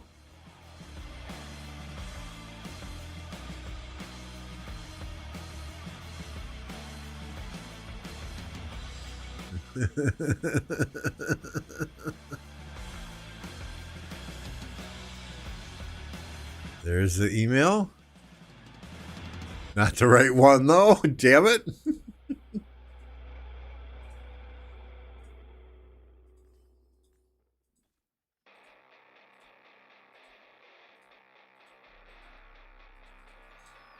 Yeah, I mean, just the number of days my daughter came home from school just in tears because somebody she thought was a friend did something, it just, your heart breaks for your kids.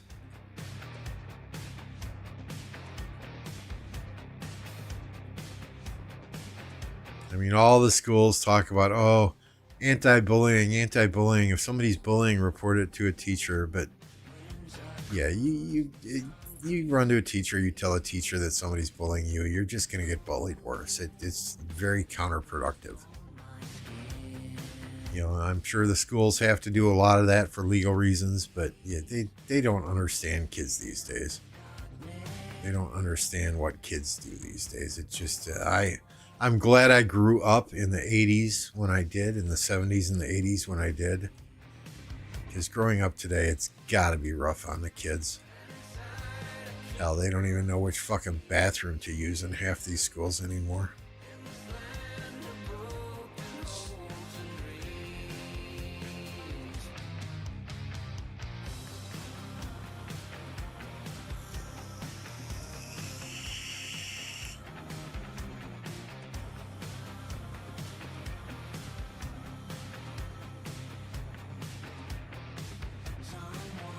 Mr. Weedy. I'll throw a wig on and knock the bitch out for my daughter. All right, everyone, to start sending Stitch future bail money, please email. No. I mean, there's, a lot of kids, are told they're special from the time that they're born until forever. And not every child is special. Not every child is special. There are winners and there are losers in sports and in life. You need to learn this all growing up so that you don't turn into a snowflake when you get older.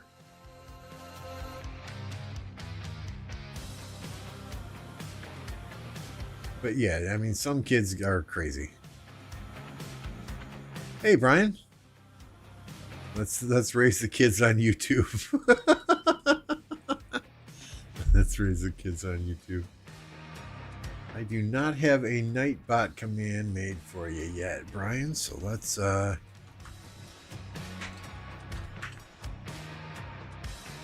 we go.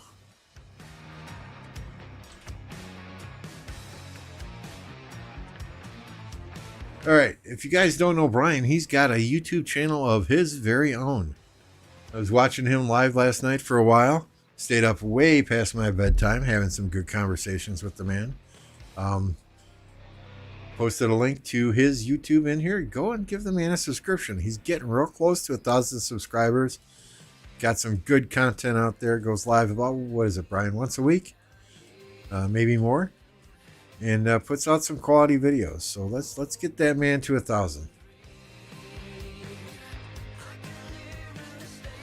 82 people watching. Holy crap. We're still waiting for the email. We are still waiting for the MGE email. Gold head event now. I think this might be it, right? Yes. Yes, TSN Lambo is this season's mightiest governor.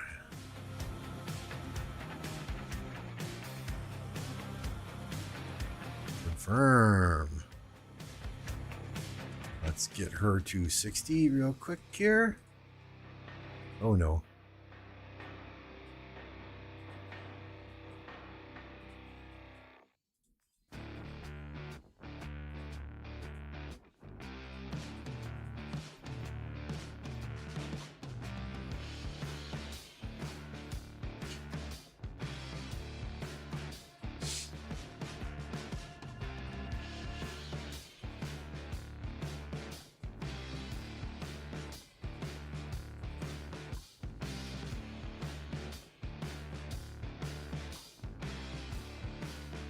Yeah, whatever.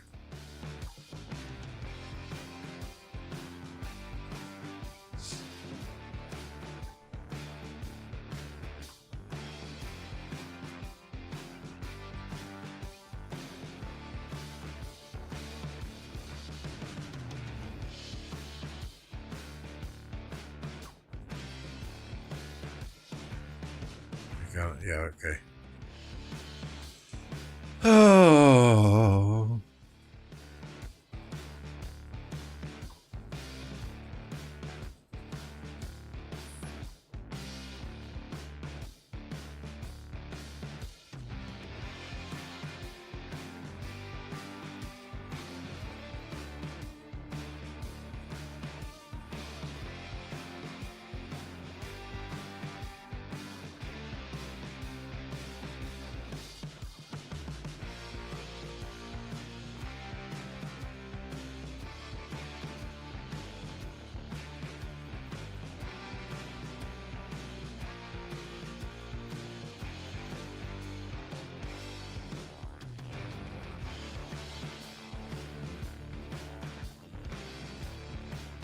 Oops. Just click happy. You good at Donkey Kong and other old arcade games?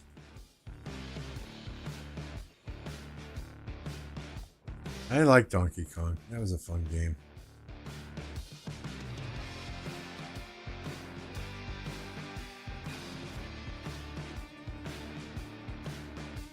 Oh no, I'm running out of tomes. Running out of tomes.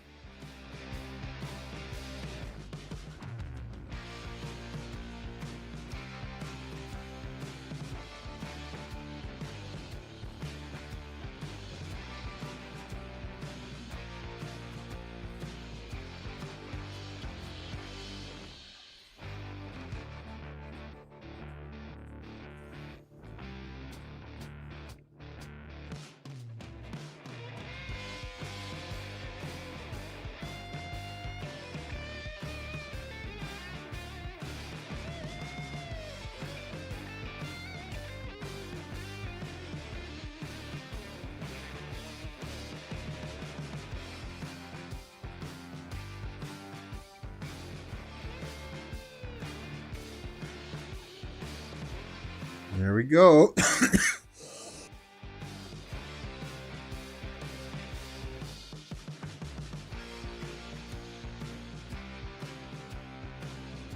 How many gold heads did that leave me with? Ooh, still 407. Still 407. So Jan in Cavalry MGEs, Tariq in Infantry MGEs. Got a few pop-ups to grab. Let's take a look at her skill animation though real quick.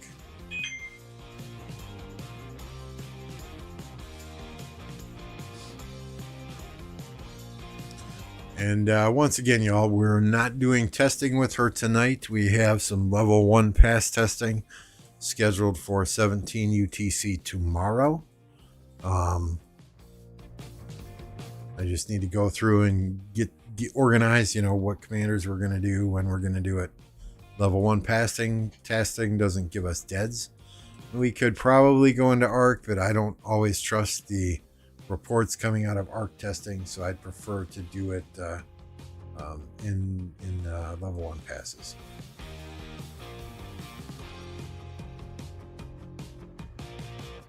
That's kind of some underwhelming skill animation. Am I just seeing things here, or?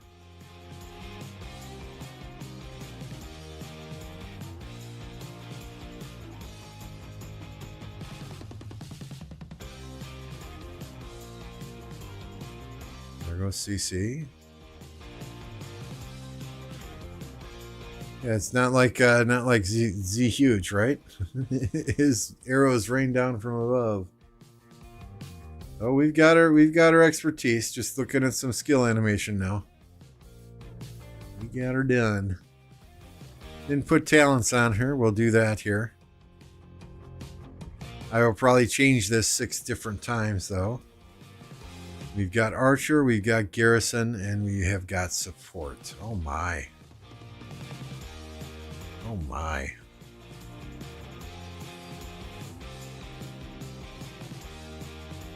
Which other commander? Are there other commanders with Archer, Garrison, and support?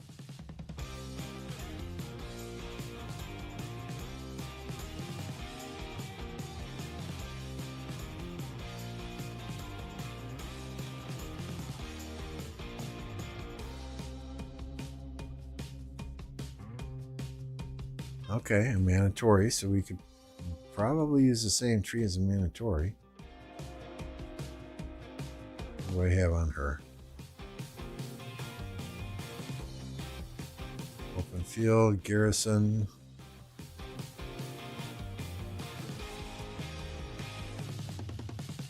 Just pop a quick screenshot, and I think I got this from Hova.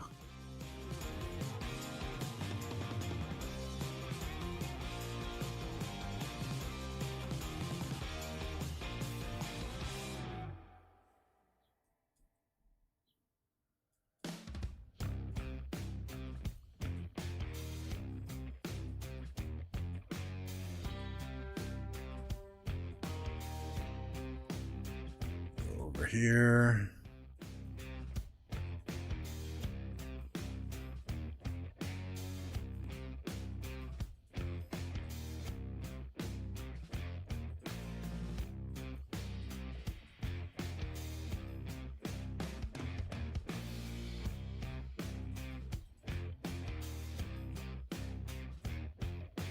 This one, yep.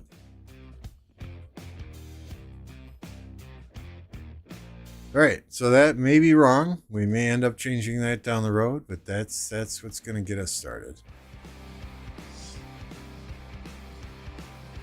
Yeah, that's exactly what I was thinking, Ale. The animation was very underwhelming. Very underwhelming. But again, we will do testing tomorrow. We hopefully can get control back of the MCW Alliance, the Orange Alliance, so that we can do some level 1 pass testing. I know a lot of people want to see her anti-swarm. We may do additional testing then in Arc of Osiris practice match after we do the level 1 pass testing. Give me just a second.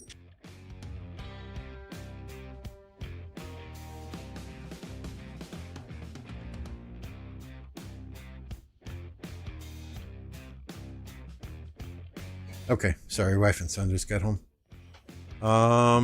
So yeah, we might do some swarm testing and arc practice match. We'll just see how tomorrow goes.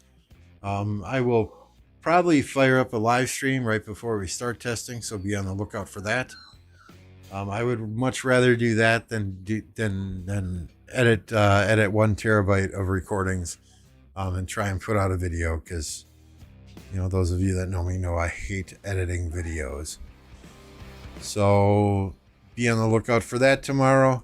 Probably sometime around 17:30 UTC. We're going to try and do that. If you all have commanders you want me to test Dido with as far as Garrison goes, let me know. Obviously, I plan to do Dido Hera, Dido YSS, a mandatory Dido, RD Dido, Dido RD, Dido a mandatory, those type of combinations. But yes, Hera definitely. I think those two will be super solid together. We might not get a good test and a pass if it's not getting swarmed, but we'll do what we can there, and we'll do some swarm testing then potentially in Ark of Osiris. So tomorrow might be a long day. If you haven't subscribed yet, please do so. Set that reminder icon, get on the Discord for when we go live next.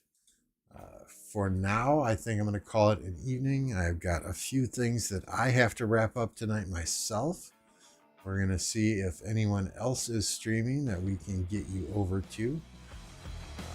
And do a redirect. Give me just a second here.